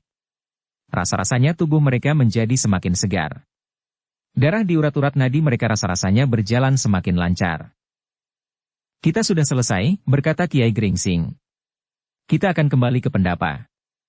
Namun aku masih akan sedikit berpesan. Lihat berkali-kali cara mengatur pernafasan ini. Lihat pula serba sedikit tentang usaha pengobatan dengan getaran ilmu yang pernah kita pelajari, dan lihat pula ilmu pengobatan dengan berbagai macam cara, dalam hubungannya dengan pengetahuan simpul-simpul syaraf dan jalur-jalur urat nadi. membekukan kerja simpul-simpul syaraf dan melepaskannya kembali, serta cara pengobatan dengan wajar. Maksudnya dengan obat-obatan yang dapat kalian pelajari pula pada kitab itu. Nah, dengan demikian kalian dapat mengetahui bahwa kitab yang aku berikan kepadamu berisi berbagai macam hal yang sangat berarti bagi kalian. Kitab itu adalah satu rangkaian dari beberapa macam ilmu yang saling berhubungan dan bersusun dengan alas ilmu yang sama. Karena itu, maka kitab itu sangat berharga. Kitab itu tidak boleh jatuh ke tangan orang-orang yang tidak berhak, karena dengan demikian mereka akan dapat menyalahgunakannya. Agung Sedayu dan Swandaru mengangguk-angguk. Mereka mengerti nilai dari kitab itu, karena sejak semula mereka telah mengerti isinya. Tidak sekedar sejenis ilmu sebagaimana tercantum dalam beberapa macam kitab yang lain. Tetapi kitab yang mereka terima dari Kiai Gringsing adalah wujud lengkap dari perguruan mereka seutuhnya. Sebagaimana dikatakan oleh Kiai Gringsing, tidak akan ada orang yang mampu menguasai semua jenis ilmu yang tercantum di dalam kitab itu. Tetapi murid-murid Kiai Gringsing diperintahkan untuk menyadap isi kitab itu sebanyak-banyaknya, dan yang terpenting sedalam-dalamnya. Bukan sekedar mendatar, sebagaimana telah dikatakannya. Demikianlah, maka sejenak kemudian Kiai Gringsing itu pun telah melangkah keluar. Sementara itu, Swandaru yang berjalan di sebelah Agung Sedayu berkata, "Besok kitab itu akan aku bawa. Kitab itu sudah terlalu lama ada di sini." Agung Sedayu memang sudah mengira bahwa setelah mereka mendengarkan pesan gurunya, maka Swandaru akan dengan segera memerlukan kitab itu. Tetapi Agung Sedayu tidak keberatan. Ada atau tidak ada kitab itu di rumahnya, maka ia akan dapat mempelajarinya, sebagaimana dipesankan oleh gurunya. Namun demikian, sebelum menyerahkan kepada Swandaru, Agung Sedayu masih berniat untuk membacanya sekali lagi, agar isi kitab itu terpahat semakin dalam di dinding jantungnya, serta untuk menyegarkan kembali ingatannya atas isi kitab itu. Terutama pada bab-bab yang memang menarik baginya atau memang sudah mulai dirambahnya. Dan seperti pesan gurunya, tingkat-tingkat terakhir dari ilmu cambuknya. Demikianlah, maka mereka pun kemudian telah berada di pendapa kembali. Ternyata mereka memerlukan waktu cukup lama. Malam sudah menjadi semakin malam. Tetapi Ki Jayaraga, Gelagah Putih dan Sekar Mirah masih menunggu dan kemudian menemani mereka duduk di pendapa. Namun mereka sama sekali tidak mempertanyakan tentang pertemuan khusus antara guru dan kedua muridnya itu. Bahkan setelah minum beberapa teguk dan makan beberapa potong makanan, maka Agung Sedayu pun mempersilahkan gurunya untuk beristirahat. Demikian Kiai Gringsing masuk ke dalam bilik yang disediakan untuknya, maka Swandaru pun telah pergi ke Gandok pula. Ia sengaja berada di antara para pengawalnya. Rasa-rasanya Swandaru berada di kademangannya, di antara para pengawal kademangan yang sedang meronda. Ketika Gelagah Putih sempat pergi ke belakang, dilihatnya pembantu rumahnya tidak berada di dalam biliknya, di sebelah dapur. Tetapi anak itu tidur di serambi berkerudung kain panjang. Di sebelahnya terletak kepis yang sudah dipersiapkan untuk turun ke sungai, serta cangkul dan parang. Gelagah Putih menarik nafas dalam-dalam. Agaknya anak itu tertidur ketika ia menunggu tengah malam. Nampaknya anak itu hanya akan turun ke sungai sekali saja. Gelagah Putih termangu-mangu sejenak. Tetapi ia menjadi iba kepada anak itu. Anak yang menurut pendapatnya sangat tekun. Nampaknya ia masih belum jemu dengan peliridannya. Sementara itu kawan-kawannya yang lain sudah berganti orang. Mungkin adiknya, mungkin sepupunya, atau mungkin orang lain lagi yang meneruskan memelihara peliridan itu. Karena itu, maka Gelagah Putih telah mengambil alat-alat itu dan pergi ke sungai tanpa membangunkannya. Ketika ia turun ke sungai dan memasang icir serta menutup peliridannya, ternyata seorang yang sebaya dengan umurnya masih juga turun ke sungai bersama dua orang adiknya. "Kau masih sempat juga menutup peliridan?" bertanya anak muda itu. "Di mana anak yang sering melakukannya itu?" "Tertidur." "Nampaknya ia letih sekali," jawab Gelagah Putih. Namun Gelagah Putih pun bertanya pula. "Dan kalian juga memerlukan turun ke sungai?" "Untuk melepaskan ketegangan," jawab anak muda itu. "Selama ini urat-urat di kepalaku serasa menjadi kencang. Dengan turun ke sungai, berendam di air yang dingin sambil menutup peliridan, rasa-rasanya semuanya menjadi kendor kembali." Gelagah Putih mengangguk-angguk. Katanya, "Ya, terasa bukan saja tubuh, Tetapi perasaan pun menjadi sejuk. Namun ketika anak-anak muda itu meninggalkannya, Gelagah Putih terkejut. Anak yang tertidur itu agaknya telah terbangun. Karena ia kehilangan alat-alatnya, maka ia telah melihat ke sungai. "Kau akan menutup liridanku sendirian tanpa aku?" bertanya anak itu. "Kau tertidur," jawab Gelagah Putih. "Aku yang membuka peliridan ini. Seenaknya kau menutupnya tanpa minta izin kepadaku," geram anak itu. "Aku kasihan melihatmu tertidur. Nampaknya nyenyak sekali. Barangkali kau sangat letih, sehingga aku mencoba membantumu," jawab Gelagah Putih. "Kau bohong. Besok kau tentu bercerita bahwa kaulah yang telah mendapat ikan dari peliridan ini," sahut anak itu. Gelagah Putih menarik nafas dalam-dalam. Namun ia pun kemudian berkata sambil tersenyum. "Tidak. Besok aku akan bercerita kepada semua orang bahwa bukan aku yang mendapatkan ikan dari peliridan ini." Anak itu termangu-mangu sejenak. Namun kemudian ia pun telah melihat cara Gelagah Putih memasang icir. Sambil bersungut ia berkata, "Kau pasang icir terlalu tinggi. Tentu banyak ikan yang tidak masuk ke dalamnya." Gelagah Putih hanya tersenyum saja. Tetapi ia tidak menjawab sama sekali. Sementara itu, di dalam biliknya, Agung Sedayu menekuni kitab yang diberikan oleh gurunya. Besok kitab itu akan dibawa oleh Suandaru ke Sangkal Putung. "Sudah jauh lewat tengah malam Kakang," Sekar Mirah memperingatkan. Namun Agung Sedayu menjawab, "Aku ingin menyegarkan kembali ingatanku tentang isi kitab ini Mirah. Jika besok kitab ini dibawa ke Sangkal Putung, aku tidak akan merasa kehilangan sumber ilmu yang dikehendaki oleh guru. Perintah guru sudah tegas, bahwa baik ilmuku maupun ilmu Adi Suandaru harus ditingkatkan." Sekar Mirah yang telah berbaring di pembaringan itu pun telah bangkit dan mendekati Agung Sedayu. Ia telah mendengar serba sedikit dari Agung Sedayu apa yang telah dikatakan oleh Kiai Gringsing. Karena itu, maka Sekar Mirah itu pun berkata, "Kakang, aku kira sebagian besar dari kata-kata Kiai Gringsing itu ditujukan kepada Kakang Suandaru. Sebagaimana kau ketahui bahwa Kakang Suandaru masih jauh ketinggalan dari Kakang Agung Sedayu. Agaknya Kiai Gringsing pun kurang terbuka. Kakang Agung Sedayu sejak semula sudah mempunyai sifat tertutup. Kebetulan guru Kakang pun mempunyai sifat yang mirip dengan sifat Kakang, sehingga rasa-rasanya Kakang pun menjadi semakin tertutup pula. Aku yang mencoba untuk mengatakan apa yang sebenarnya, Kakang Suandaru tidak pernah mempercayaiku, karena aku adalah istrimu, yang dianggap terlalu mengagumi suaminya.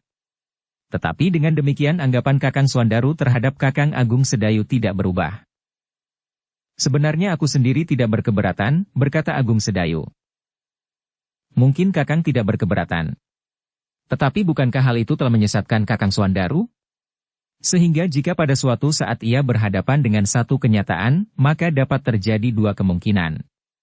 Ia akan menutup kekurangannya, atau hatinya menjadi patah sama sekali. Jika Adi Suandaru menjalani perintah guru kali ini, maka persoalannya akan lain. Adi Suandaru akan benar-benar mampu meningkatkan ilmunya. Sebenarnya ia masih mempunyai peluang yang sangat luas.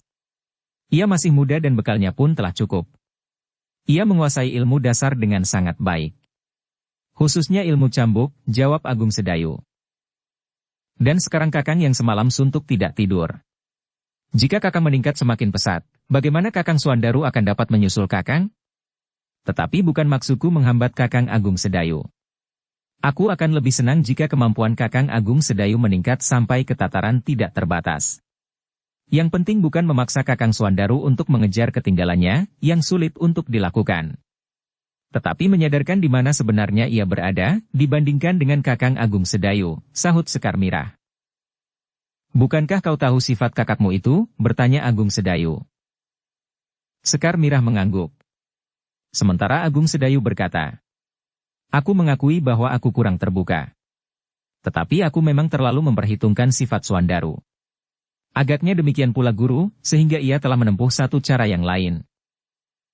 Dan sekarang Kakanglah yang menekuni kitab itu. Kakang perlu beristirahat," berkata Sekar Mirah. Agung Sedayu tersenyum. Katanya kepada istrinya, "Tidurlah dahulu Mirah." "Aku kurang sebentar." Sekar Mirah menarik nafas dalam-dalam. Meskipun suaminya mengerti maksud gurunya, tetapi ternyata bahwa ia pun merasa telah dicambuk untuk meningkatkan ilmunya, khususnya ciri dari perguruannya, ilmu cambuk.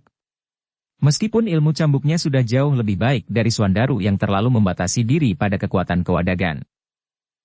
Sekar Mirah pun tahu benar sifat suaminya. Karena itu, maka ia pun telah kembali ke pembaringan. Namun sudah barang tentu ia tidak dapat tertidur. Sekali-sekali ia masih saja memandangi Agung Sedayu yang duduk menekuni kitab Kiai Gringsing, yang esok pagi akan dibawa oleh Swandaru kembali ke Sangkal Putung. Namun Sekar Mirah pun berharap sebagaimana diharapkan oleh Agung Sedayu, bahwa Swandaru akan mengadakan waktu khusus untuk meningkatkan ilmunya, merambah ke tingkat berikutnya, sehingga ia tidak membatasi diri kepada unsur kewadagan semata-mata. Dalam pada itu, Agung Sedayu telah membaca kembali bagian-bagian terpenting dari isi kitab itu. Terutama bagian-bagian yang harus didalami sebagai bagian tertinggi dari ilmu cambuknya. Ciri dari kekuatan raksasa dari perguruannya, perguruan orang bercambuk. Tetapi sebagaimana telah diketahui oleh gurunya, ternyata Agung Sedayu telah mendapatkan beberapa bagian ilmu yang tidak diwarisinya dari perguruannya. Kiai Gringsing memang tidak berkeberatan sama sekali. Justru ilmu yang didapatnya semasa Agung Sedayu masih sering mengembara dan berkeliaran bersama Raden Sutawijaya atau Pangeran Benawa menyusuri tempat-tempat yang dapat dipergunakannya untuk menjalani laku serta latihan-latihan yang berat. Namun Agung Sedayu pun percaya, jika seseorang mampu menguasai beberapa jenis ilmu dari kitab Kiai Gringsing dengan landasan ilmu dasar perguruan orang bercambuk itu, maka ia akan menjadi orang yang pilih tanding. Tetapi sementara itu, Agung Sedayu masih juga bertanya-tanya di dalam hatinya. Kenapa gurunya belum pernah memperlihatkan penguasaannya ilmu cambuk pada tataran tertinggi? Gurunya pernah bertempur dengan orang-orang berilmu sangat tinggi sehingga terluka. Namun ilmu yang dipergunakannya belum sampai pada tataran puncak ilmu cambuk, sebagaimana dapat dilihat dalam kitab itu. Padahal menurut perhitungan Agung Sedayu, gurunya tentu sudah menguasai kemampuan puncak dari ilmu cambuk itu sampai ke intinya. Namun Agung Sedayu pun menyadari bahwa pada tingkat itu, ilmu cambuk itu akan sangat dahsyat. Dalam pada itu Agung Sedayu yang tenggelam dalam isi kitab Kiai Gringsing benar-benar tidak mengingat waktu.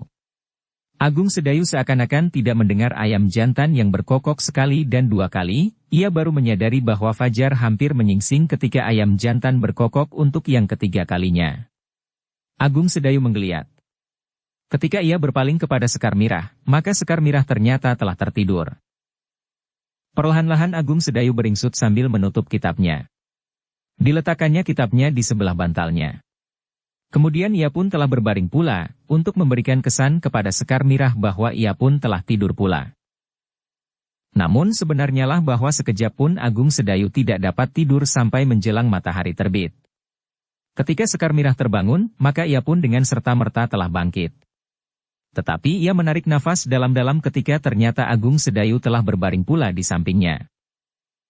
Sekar Mirah sama sekali tidak mengganggu Agung Sedayu yang disangkanya baru saja tertidur.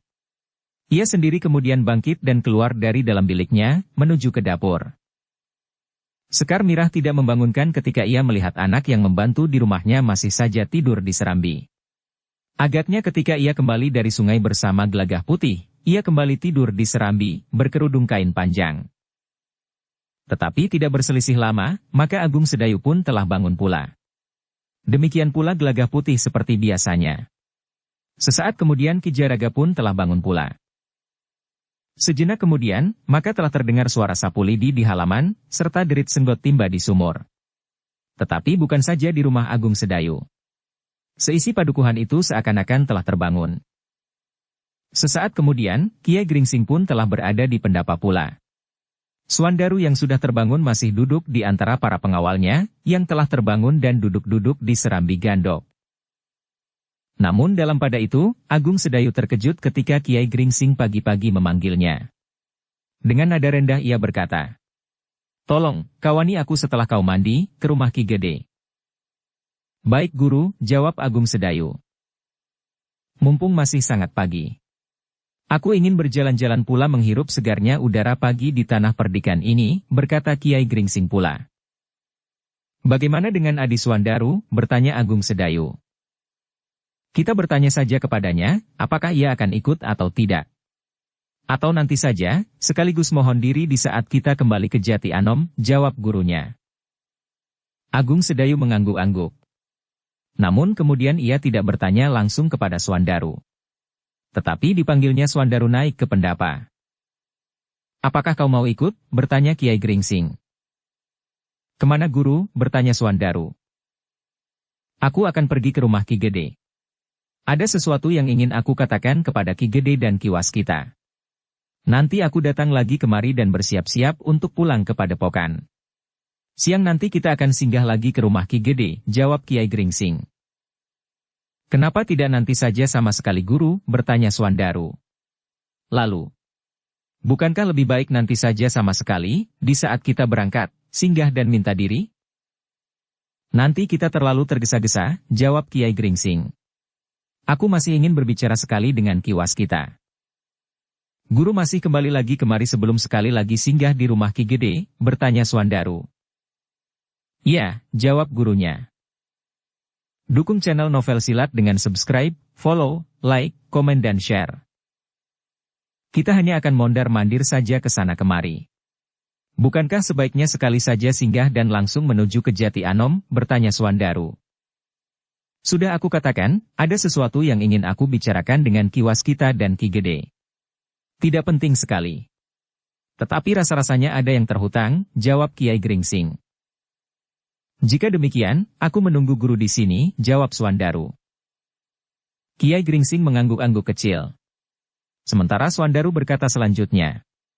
Aku akan bersiap-siap selama guru berada di rumah Ki Gede. Kiai Gringsing mengangguk-angguk. Katanya. Sebenarnya selain pergi ke rumah Ki Gede untuk bertemu Ki Waskita dan Ki Gede, aku juga ingin berjalan-jalan untuk melihat matahari memanjat naik. Tetapi Swandaru merasa segan untuk pergi. Di rumah Ki Gede ia akan menjadi patung saja. Ia tentu tidak akan banyak dapat berbicara. Apalagi bersama orang-orang tua seperti gurunya, Ki Waskita dan Ki Gede. Karena itu, maka ia benar-benar tidak mengikutinya ketika gurunya kemudian meninggalkan halaman rumah itu, meskipun orang tua itu belum mandi. Aku akan mandi di rumah Ki Gede, setelah berjalan-jalan, berkata Kiai Gringsing. Namun keseganan Swandaru itu sejalan dengan keinginan Kiai Gringsing. Karena Kiai Gringsing ingin berbicara sendiri dengan Agung Sedayu. Sebenarnya Sekar Mirah pun telah mencoba menahan dan minta agar Kiai Gringsing minum dan makan lebih dahulu. Namun Kiai Gringsing hanya sempat minum beberapa teguk minuman hangat saja. Nanti saja aku makan, jawab Kiai Gringsing. Masih terlalu pagi. Demikianlah, maka Kiai Gringsing diikuti oleh Agung Sedayu telah meninggalkan rumah itu menuju ke rumah Ki Gede. Tetapi ternyata jarak yang pendek itu telah ditempuh untuk waktu yang lama, karena seperti yang dikatakan oleh Kiai Gringsing bahwa ia telah membawa Agung Sedayu untuk berjalan-jalan. Ketika mereka melewati sebuah lorong kecil yang berbelok ke kiri, maka keduanya telah mengikuti lorong itu dan keluar dari padukuhan induk. Bawa aku ke tempat yang jarang dikunjungi orang, berkata Kiai Gringsing. Agung Sedayu terkejut. Tetapi kata-kata gurunya itu tegas. Bahkan katanya kemudian, aku perlu menunjukkan sesuatu kepadamu, tanpa orang lain. Agung Sedayu telah mengenali tanah perdikan itu sebagaimana ia mengenal halaman rumahnya sendiri. Karena itu, maka ia pun segera mengetahui kemana ia harus pergi. Beberapa saat kemudian, keduanya telah berada di lereng sebuah bukit kecil yang jarang didatangi orang. Sebuah gumuk kecil di pinggir sebuah hutan yang masih lebat. Tempat ini memang jarang dikunjungi orang, guru. Selain jalan yang sulit, di daerah ini masih terdapat binatang buas yang sering berkeliaran, berkata Agung Sedayu. Kiai Gringsing mengangguk-angguk. Katanya, baiklah. Aku ingin menunjukkan sesuatu kepadamu. Mungkin aku memang bukan seorang guru yang baik, karena aku telah membawamu tanpa adik seperguruanmu. Tetapi selain seorang guru, maka aku pun seorang yang tidak dapat mengingkari kenyataan tentang muridku yang hanya 2 orang itu. Apakah maksud guru? Bertanya Agung Sedayu. Kau adalah muridku yang tua. Aku berharap bahwa kau akan dapat menggantikan kedudukanku jika aku sudah tidak ada. Kecuali mengendalikan dirimu sendiri, maka kau pun wajib mengendalikan adik seperguruanmu, jika sekali-sekali ia menyimpang dari jalan kebenaran, berkata Kiai Gringsing. Apakah guru melihat gejala seperti itu? Bertanya Agung Sedayu. Tetapi justru gurunya itu bertanya kepadanya. Bagaimana menurut pendapatmu? Agung Sedayu menarik nafas dalam-dalam. Tetapi ia pun kemudian menjawab. Bagiku Adi Swandaru adalah orang yang baik. Ia telah berusaha menegakkan satu keyakinan hidup, terutama dalam tugas dan kewajibannya sebagai anak seorang Demang. Ia telah berbuat apa saja bagi kesejahteraan kademangannya. Secara pribadi, apakah kau tidak melihat sesuatu yang dapat membahayakan kelurusan tingkah lakunya? Bertanya Kiai Gringsing. Agung Sedayu termangu-mangu. Adik seperguruannya itu memang mempunyai sikap yang agak garang. Cepat mengambil keputusan, dan di atas semuanya itu, ia mempunyai harga diri yang terlalu tinggi. Ia menilai dirinya sendiri lebih dari orang lain, sehingga karena itu, maka ia telah salah membuat perbandingan ilmu dengan Agung Sedayu sendiri. Karena itu, dalam keadaan yang khusus maka Swandaru akan dapat mengambil sikap yang tergesa-gesa, dan karena itu kurang dapat dipertanggungjawabkan. Agung Sedayu itu memang sedikit tergetar ketika gurunya berkata, dengarlah. Aku sudah minta kedua muridku untuk meningkatkan ilmunya. Itu memang perlu sekali.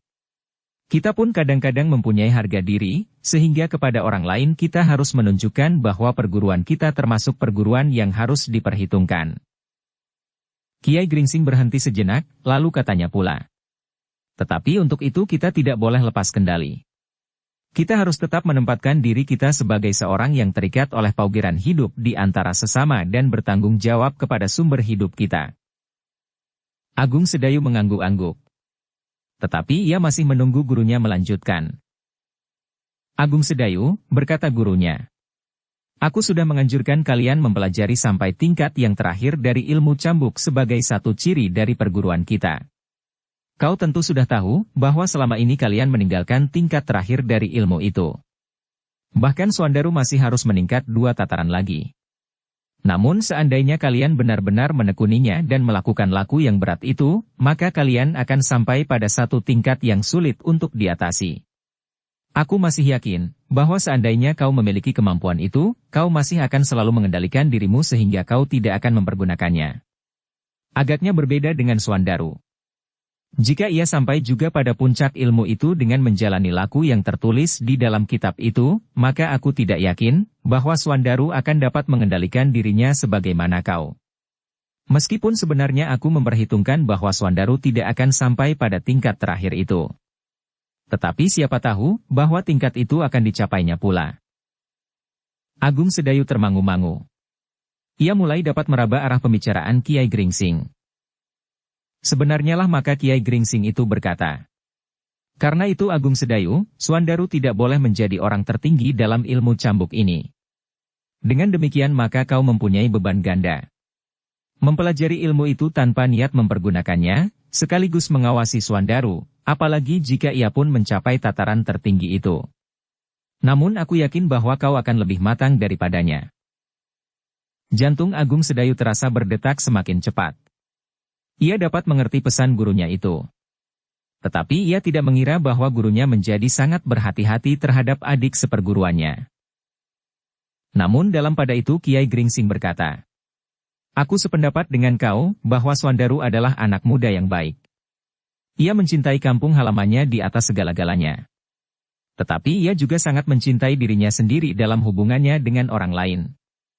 Memang bukan satu kesalahan, tetapi akibatnya dapat menjadi kurang baik. Jika dalam hubungan ini ia memiliki ilmu tertinggi dari cabang ilmu cambuk itu, maka tanpa orang lain yang melampaui kemampuannya, ia akan dapat berbahaya, tanpa maksud-maksud buruk. Agung Sedayu mengangguk-angguk kecil. Katanya, aku mengerti guru. Nah, berkata Kiai Gringsing, kau memang harus mempunyai gambaran, seberapa jauh kemampuan tertinggi dari ilmu cambuk itu. Jika kau meningkat satu tataran lagi, maka kau akan sampai pada puncak kemampuan ini. Agung Sedayu menjadi tegang ketika ia melihat gurunya mengurai cambuknya. Dengan nada datar ia berkata, lihat, aku akan menunjukkan kepadamu, sampai tingkat yang manakah ilmu cambuk Swandaru sekarang ini. Dengan tegang Agung Sedayu memperhatikan Kiai Gringsing memutar cambuknya. Kemudian menghentakkan cambuk sendal pancing. Suaranya meledak keras sekali, sebagaimana pernah dilakukan oleh Swandaru. Jika hentakan ujung cambuk itu mengenai batu padas, maka batu padas itu tentu akan pecah. Namun kemudian Kiai Gringsing pun berkata, "Sekarang kau lihat, seberapa jauh kau mampu mencapai tingkat ilmu cambukmu itu." Sejenak kemudian, maka Kiai Gringsing itu pun telah sekali lagi menghentakkan cambuknya pula. Suaranya hampir tidak terdengar. Namun getarannya terasa menghentak sampai ke jantung. Dalam tataran itu, ujung cambuk Kiai Gringsing itu telah dapat melumatkan batu padas menjadi debu. Namun kemudian Kiai Gringsing itu berkata, "Sekarang, lihat. Bagaimana jika ilmu itu meningkat satu tataran lagi dan bila sudah mencapai puncak kematangannya?" Jantung Agung Sedayu menjadi benar-benar berdebar-debar. Ia melihat gurunya memutar cambuknya. Semakin lama semakin cepat sehingga suara desingnya telah menerpa isi dada. Rasa-rasanya desingnya saja telah mampu menahan lawan, jika hal itu dilakukan dalam satu pertempuran. Agung Sedayu yang pernah membaca untuk menangkap dan memahatkan isi kitab gurunya pada bagian terakhir itu, memang mengetahui bahwa bagian terakhir itu memuat laku yang sangat berat, namun akan menghasilkan kekuatan yang sangat tinggi. Namun kini gurunya telah memperlihatkannya, bagaimana ilmu cambuk itu pada tataran akhir. Demikianlah, setelah membuat ancang-ancang sejenak, maka Kiai Gringsing pun telah melepaskan serangan dengan ilmu cambuknya pada tataran tertinggi dari puncak ilmu cambuk, yang dikenal sebagai ciri dari perguruan orang bercambuk itu. Agung Sedayu adalah seorang yang berilmu sangat tinggi. Namun ia seperti orang bingung melihat gurunya melepaskan ilmu cambuk pada tataran tertinggi itu. Dari hentakan cambuknya yang hampir tidak berbunyi sama sekali telah meluncur seleret cahaya kebiru-biruan. Cahaya yang meluncur dengan kecepatan tatit kecil di pinggir hutan itu. Memang tidak terdengar ledakan dahsyat. Tetapi ledakan itu telah terjadi. Gumuk itu benar-benar bagaikan telah meledak, sehingga batu-batu padas pun telah berguguran, meskipun tidak melontarkan bunyi yang terlalu keras.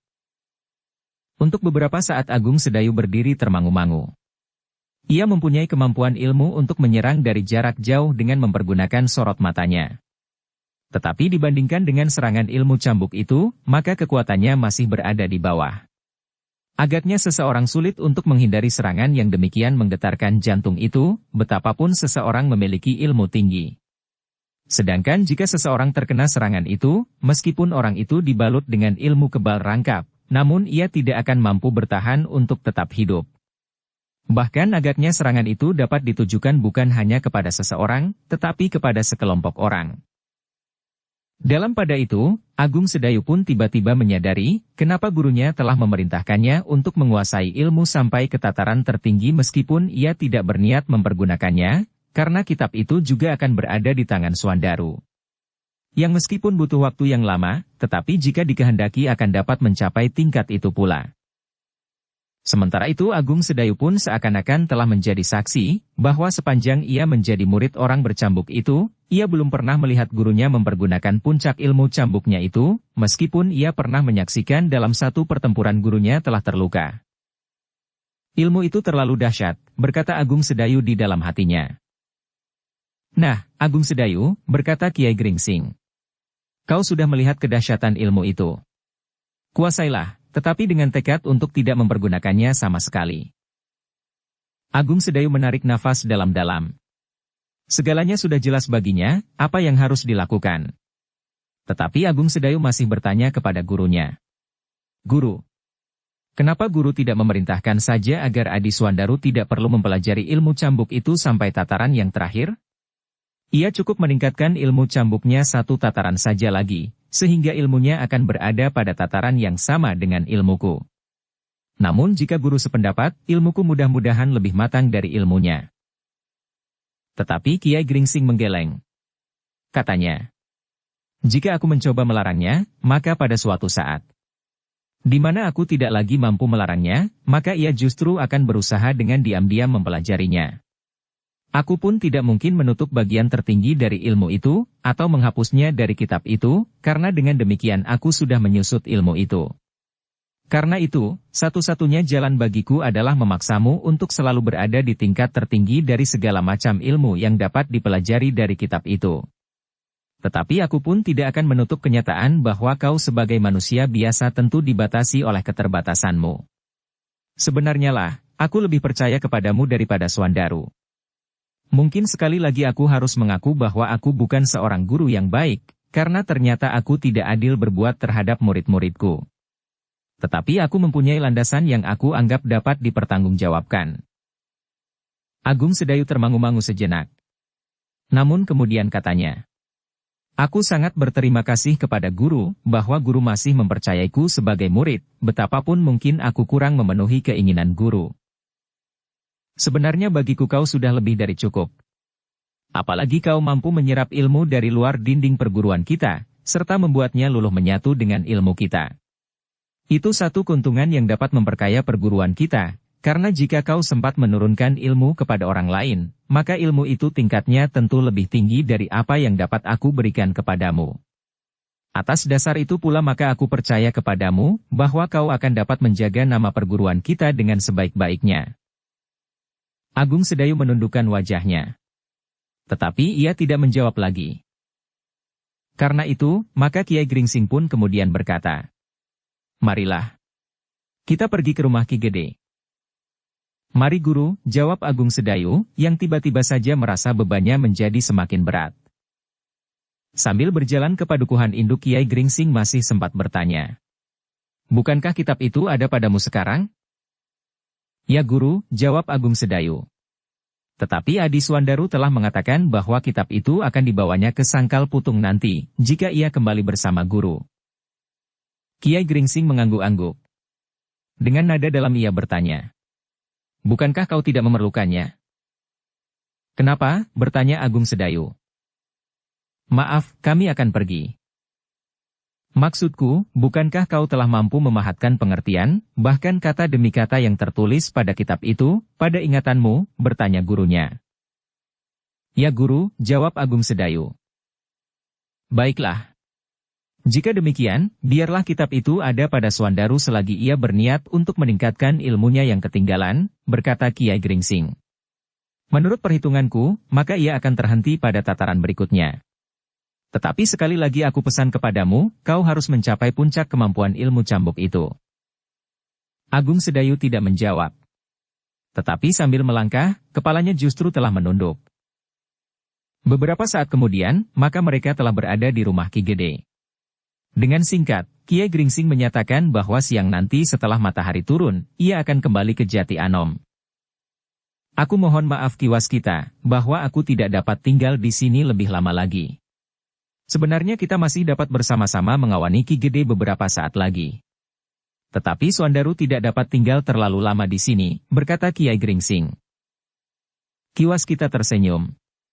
Katanya, rumahku tidak sejauh rumah Kiai Gringsing. Setiap saat aku dapat datang dan pergi, hilir mudik dari rumahku ke rumah ini. Tetapi aku pun telah merencanakan untuk mohon diri besok. Begitu tergesa-gesa, Kiai Gringsinglah yang kemudian bertanya.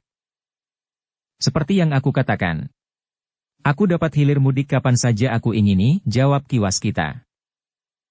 Kiai Gringsing mengangguk-angguk. Sambil tersenyum ia berkata, bukankah aku juga dapat berbuat seperti itu? Asal saja Ki Gede memberikan bekal untuk upah menyeberangi Kali Praga. Ki Gede pun tertawa. Sementara itu, mereka masih berbincang beberapa saat, sementara Sekar Mirah telah berada di rumah itu pula. Sekar Mirah pula lah yang kemudian telah menyediakan hidangan bagi Kiai Gringsing serta tamu-tamu yang lain. Sekar Mirah pula lah yang telah menyiapkan dan kemudian mengirimkan makan bagi para pengawal Swandaru yang ada di rumahnya. Dalam pada itu, setelah makan dan minum, serta matahari menjadi semakin tinggi, Kiai Gringsing telah minta diri untuk pergi ke rumah Agung Sedayu. Nanti pada saatnya, kami, maksudku aku dan Swandaru, akan singgah lagi kemari untuk minta diri, berkata Kiai Gringsing. Kenapa Kiai tidak menunggu di sini saja? Bertanya Ki Gede. Kiai Gringsing termangu-mangu sejenak. Tetapi kemudian ia pun menjawab. Biarlah aku meninggalkan tanah perdikan ini dari rumah muridku. Ki Gede tersenyum. Katanya. Jika demikian silahkan. Agaknya memang ada alasannya, kenapa Kiai Gringsing harus mondar-mandir. Kiai Gringsing pun tertawa. Ia memang merasakan sikapnya sendiri yang agak gelisah. Tetapi ia pun menyadari bahwa hal itu disebabkan oleh tanggung jawabnya terhadap kedua muridnya. Tanggung jawab atas sikap lahir dan batin mereka. Demikianlah, maka sejenak kemudian Kiai Gringsing pun telah meninggalkan rumah Ki Gede untuk kembali ke rumah Agung Sedayu. Di rumah Agung Sedayu, Kiai Gringsing berbenah sebentar. Demikian pula Swandaru dan para pengawalnya. Dalam waktu yang singkat itu, Kiai Gringsing masih sempat memberikan beberapa pesan kepada muridnya selagi mereka ada bersama-sama. Seperti yang direncanakan oleh Swandaru, maka kitab gurunya itu pun telah disimpan di dalam sebuah kantong kain dan dibawa ke Sangkal Putung. Dengan sangat-sangat gurunya berpesan, agar kitab perguruan dari orang bercambuk itu disimpan baik-baik. Kitab itu tidak boleh jatuh ke tangan siapapun juga selain para murid dari perguruan orang bercambuk. Aku akan menjaganya dengan baik. Guru, janji Swandaru. Kalian juga harus merahasiakan bahwa kalian telah menyimpan kitab tentang ilmu yang termasuk dalam tataran yang tinggi. Karena jika ada orang yang berniat buruk, tentu akan berusaha untuk mengambilnya.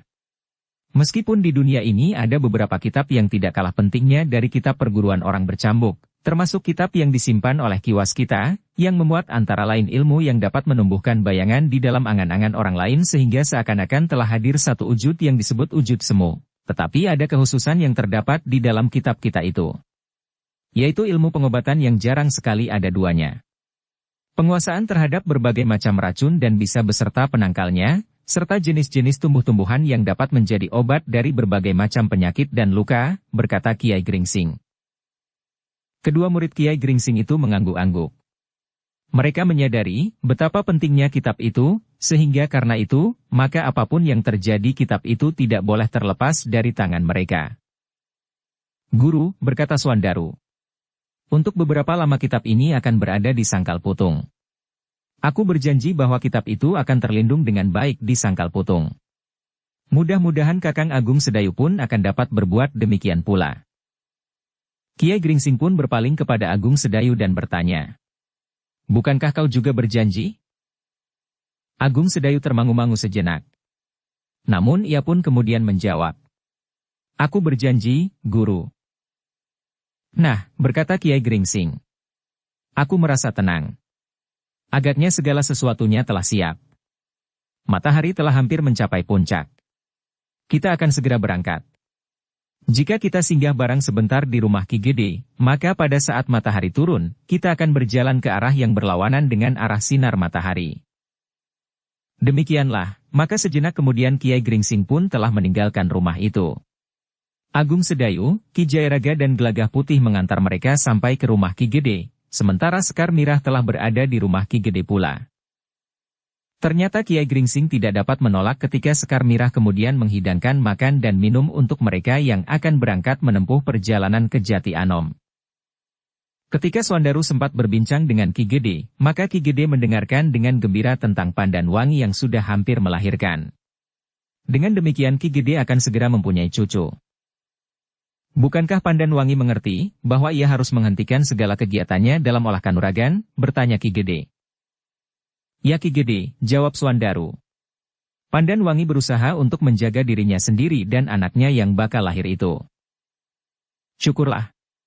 Apakah anak itu laki-laki atau perempuan? Mudah-mudahan ia akan menjadi anak yang baik, berkata Ki Gede. Demikianlah, mereka sempat berbincang-bincang sejenak. Setelah makan dan minum, serta matahari mulai nampak condong, maka Kiai Gringsing pun telah minta diri untuk kembali ke Jati Anom. Apakah Kiai tidak akan kemalaman di perjalanan? Bertanya Ki Gede. Justru perjalanan kami akan menjadi sejuk, sahut Kiai Gringsing. Namun kemudian katanya. Mudah-mudahan kami sampai di tujuan sebelum malam. Demikianlah, sejenak kemudian Kiai Gringsing telah benar-benar meninggalkan rumah Ki Gede. Beberapa orang telah mengantarnya sampai ke Regol. Demikian pula Sekar Mirah yang berdesis. Hati-hati Kakang. Sungkemku kepada ayah dan seluruh keluarga di Sangkal Putung. Mudah-mudahan Bokayu Pandan Wangi akan melahirkan dengan selamat. Jika saja kami tahu sebelumnya, kami akan berusaha untuk dapat mengunjunginya saat ia melahirkan. Jaraknya terlalu jauh Mirah, jawab Swandaru. Tetapi aku akan berusaha. Sejenak kemudian, maka Kiai Gringsing, Suandaru dan beberapa orang pengawalnya telah meninggalkan padukuhan induk. Mereka menyusuri jalan menuju ke Kali Praga. Suandaru telah minta kepada Kiai Gringsing, agar mereka menempuh jalan yang jauh dari Mataram. Mataram sedang dalam kesiagaan penuh, Guru. Kita lebih baik menjauhi kemungkinan bertemu dengan pasukan peronda yang barangkali belum kita kenal, sehingga dapat terjadi salah paham, desis Suandaru. Kiai Gringsing dapat mengerti alasan Suandaru. Meskipun sebenarnya ia ingin bertemu dan berbicara dengan Panembahan Senapati setelah terjadi usaha untuk membunuh Ki Patih Mandaraka. Tetapi niat itu pun telah ditundanya. Karena itu, maka mereka pun telah memilih jalan utara. Mereka menyeberang di penyeberangan sebelah utara pula. Penyeberangan yang tidak sebesar penyeberangan yang berada di tengah. Bahkan masih lebih sepi dibandingkan dengan penyeberangan di sebelah selatan. Meskipun demikian, ketika mereka sampai ke tepi Kali Praga, mereka masih harus menunggu, karena rakit penyeberangan yang sedang membawa orang baru saja berangkat, sementara rakit yang lain, yang menuju ke sisi barat, masih berada di tengah. Beberapa saat mereka menunggu. Namun kemudian rakit itu pun telah menepi. Tetapi rakit yang tidak begitu besar itu tidak dapat membawa Kiai Gringsing, Suandaru dan para pengawalnya sekaligus, sehingga karena itu, maka mereka memerlukan 2 buah rakit untuk membawa mereka beserta kuda mereka. Namun bagaimanapun juga, sekelompok orang-orang berkuda itu memang menarik perhatian. Beberapa orang bahkan telah menduga-duga. 2 orang yang mengaku pedagang dengan pedang di lambung telah mendekati Kiai Gringsing yang sedang menunggu rakit yang sebuah lagi, sambil bertanya. Kisanak? Dari mana Kisanak datang atau kemana Kisanak akan pergi, dengan pengawalan yang kuat itu? Apakah Kisanak saudagar yang membawa dagangan yang mahal, atau sedang dalam perjalanan untuk menyampaikan peningset pengantin laki-laki kepada pengantin perempuan yang bernilai sangat tinggi, atau karena perang yang terjadi di Tanah Perdikan baru-baru ini? Kiai Gringsing tersenyum. Katanya, aku memang penakut. Pengawal itu memberikan ketenangan di hatiku dalam perjalananku, meskipun aku tidak membawa apa-apa. Perang di Tanah Perdikan itu merupakan desakan utama agar aku melindungi diriku dengan para pengawal itu. Orang yang mengaku pedagang itu mengangguk-angguk. Tetapi ia tidak bertanya lagi. Demikianlah, maka Kiai Gringsing telah melanjutkan perjalanannya langsung ke Jati Anom. Orang tua itu tidak singgah di Sangkal Putung. Suandarulah yang mengantarnya ke Jati Anom, baru kemudian kembali ke Sangkal Putung. Perjalanan mereka memang merupakan perjalanan panjang. Apalagi mereka tidak melalui jalan yang biasa dilalui iring-iringan para pedagang dan orang-orang yang menempuh perjalanan jauh. Mereka telah menempuh jalan yang lebih sepi. Tetapi jalan itu lebih banyak melalui lereng Gunung Merapi, sehingga kadang-kadang mereka harus sedikit naik turun. Ternyata perjalanan mereka tidak secepat yang mereka perhitungkan.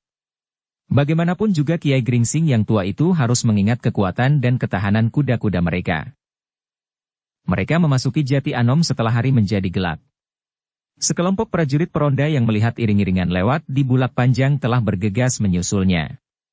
Tetapi Kiai Gringsing dan Suandaru mengerti bahwa orang-orang berkuda itu adalah prajurit Pajang di Jati Anom yang sebagian besar telah mengenal mereka. Karena itu, maka kuda-kuda mereka berderap dengan tenang tanpa merubah kecepatan. Sebenarnya lah ketika para prajurit itu menyusul iring-iringan dari Tanah Perdikan menoreh itu, pimpinannya yang telah mengenal Kiai Gringsing segera menemuinya dan bertanya. Dari mana Kiai? Kami dari Tanah Perdikan, jawab Kiai Gringsing. Oh, demikian Kiai mendengar berita tentang keributan yang terjadi di Tanah Perdikan, Kiai langsung menengok murid Kiai, desis pemimpin prajurit itu. Tidak. Ketika terjadi keributan justru aku sedang berada di sana. Suandarulah yang kemudian menyusul untuk melihat keadaanku dan keadaan kakak seperguruannya. Karena itu, ia membawa pengawal, jawab Kiai Gringsing. Oh, pemimpin prajurit itu mengangguk-angguk. Lalu bagaimana keadaan Tanah Perdikan sekarang? Semuanya sudah dapat diatasi. Prajurit Mataram datang tepat pada waktunya, jawab Kiai Gringsing. Kami sudah mendengar laporannya di sini.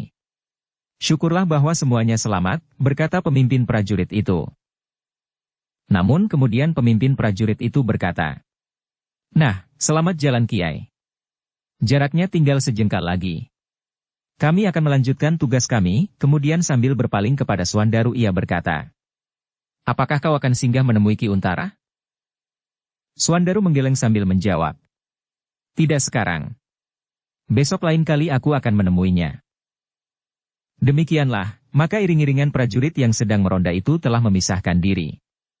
Kemudian melanjutkan tugas mereka mengelilingi daerah yang bukan saja termasuk Kademangan Jati Anom, tetapi jangkauan prajurit-prajurit itu jauh lebih luas lagi. Sebenarnya lah jarak yang harus ditempuh oleh Kiai Gringsing tinggal beberapa bulak lagi. Mereka telah melampaui tanah cengkar yang sering disebut-sebut ditunggui oleh seekor harimau putih. Kemudian menuju ke sebuah padepokan kecil. Di padukuhan terakhir, mereka lewat di sebuah barak kecil di sudut padukuhan. Di barak itu Untara telah meletakkan sekelompok prajuritnya yang bertugas mengawasi keadaan, dan dalam keadaan memaksa dapat dengan cepat mendekati padepokan kecil yang dititipkan oleh adiknya kepadanya.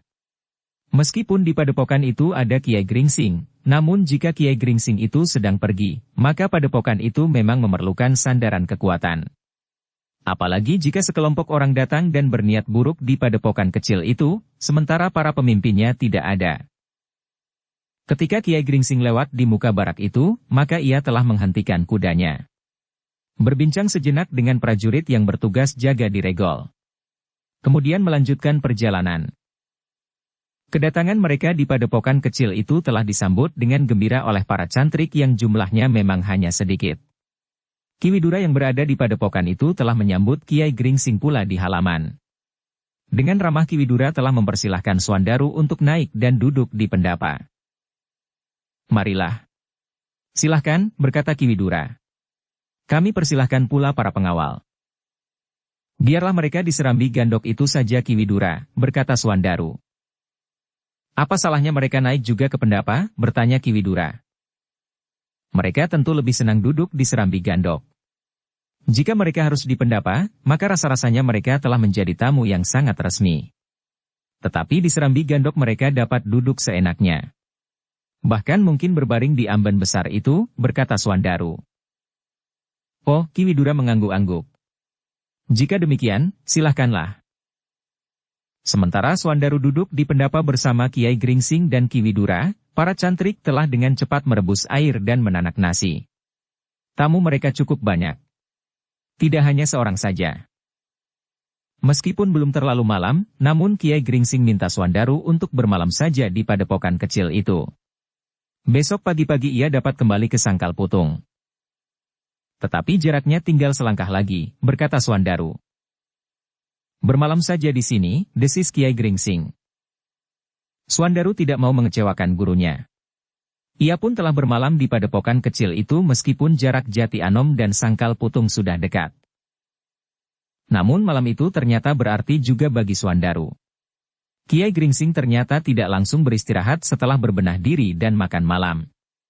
Ia masih memberikan sedikit waktu untuk bersama-sama dengan Suandaru melihat-lihat isi kitab yang dibawa oleh muridnya itu. Dengan kesabaran seorang guru, Kiai Gringsing memberikan beberapa petunjuk kepada Suandaru, apa yang harus dilakukan, meskipun kadang-kadang Suandaru merasa dirinya telah cukup dewasa dalam penguasaan ilmunya. Namun setiap kali Suandaru harus mengangguk-angguk saat gurunya mampu langsung menuding kekurangannya. Bahkan beberapa pertanyaan Kiai Gringsing tentang beberapa hal yang berhubungan dengan ilmu cambuknya tidak dapat dijawab oleh Suandaru. Nah, berkata Kiai Gringsing. Bukankah kau masih harus membaca ulang berkali-kali untuk mengetahui apa yang harus kau lakukan? Kau tidak dapat dengan serta-merta turun ke sanggar tanpa mengerti apa yang harus kau lakukan. Bahkan laku itu harus kau tempuh tidak hanya di sanggar saja, tetapi juga di tempat-tempat terbuka. Suandaru mengangguk-angguk. Katanya, terima kasih guru. Sudah agak lama aku memang tidak membuka kitab ini, karena kitab ini berada di tanah perdikan menoreh. Seandainya kitab ini ada padamu, apakah kau juga akan membaca bagian-bagian yang tadi aku tunjukkan, sebelum aku minta kepadamu untuk meningkatkan tataran ilmu cambukmu, bertanya Kiai Gringsing. Suandaru menundukkan kepalanya. Katanya, mudah-mudahan aku dapat melakukan petunjuk guru. Kiai Gringsing menarik nafas dalam-dalam. Ia tahu bahwa Suandaru sengaja menghindari pertanyaannya. Namun Kiai Gringsing tidak ingin menyudutkannya, sehingga karena itu orang tua itu pun mengangguk-angguk sambil berkata, "Suandaru, aku sudah terlalu tua. Karena itu, maka kau masih mendapat sedikit kesempatan untuk berbicara tentang ilmu cambuk itu, jika kau mengalami kesulitan." "Tetapi keadaan guru masih sangat baik," berkata Suandaru. "Nampaknya memang demikian. Namun aku akan selalu mohon kepada Yang Maha Agung agar aku selalu mendapat kurnia kesehatan darinya. Meskipun demikian, maka seperti berkali-kali aku katakan, maka jalanku sudah hampir sampai," sahut Kiai Gringsing. Suandaru mengangguk-angguk kecil. Namun di dalam hati ia berkata, "Tidak ada jalan lain yang dapat aku tempuh selain melaksanakan perintah guru, selagi guru masih dapat berbuat sesuatu bagi murid-muridnya. Tetapi seharusnya guru berbuat lebih banyak bagi Kakang Agung Sedayu." Namun Suandaru tidak mengatakannya. Agaknya gurunya itu telah mengatakannya sendiri langsung kepada Agung Sedayu apa yang harus dilakukannya, sebagaimana gurunya memberi petunjuk kepadanya. "Aku mempunyai keuntungan yang tidak ada pada Kakang Agung Sedayu," berkata Suandaru. "Jarak antara Sangkal Putung dan Jati Anom cukup pendek, sehingga kapan aku memerlukan, aku dapat datang kemari untuk mendapat tuntunan langsung dari guru. Agaknya hal seperti itu tidak dapat dilakukan oleh Kakang Agung Sedayu." Demikianlah, malam itu Suandaru mendapat banyak sekali petunjuk dari gurunya, apa yang harus dilakukannya. Bagaimana sebaiknya ia membagi waktu antara kepentingannya sendiri dalam olah kanuragan serta kepentingan kademangannya. "Kau memang tidak boleh meninggalkan kepentingan kademanganmu begitu saja.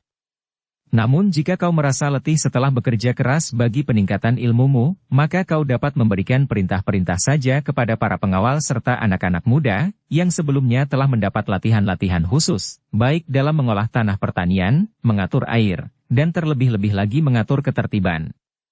Selain dari itu, maka peristiwa yang terjadi di Tanah Perdikan dapat kau tarik sebagai satu pengalaman yang berharga bagi kademanganmu," pesan Kiai Gringsing.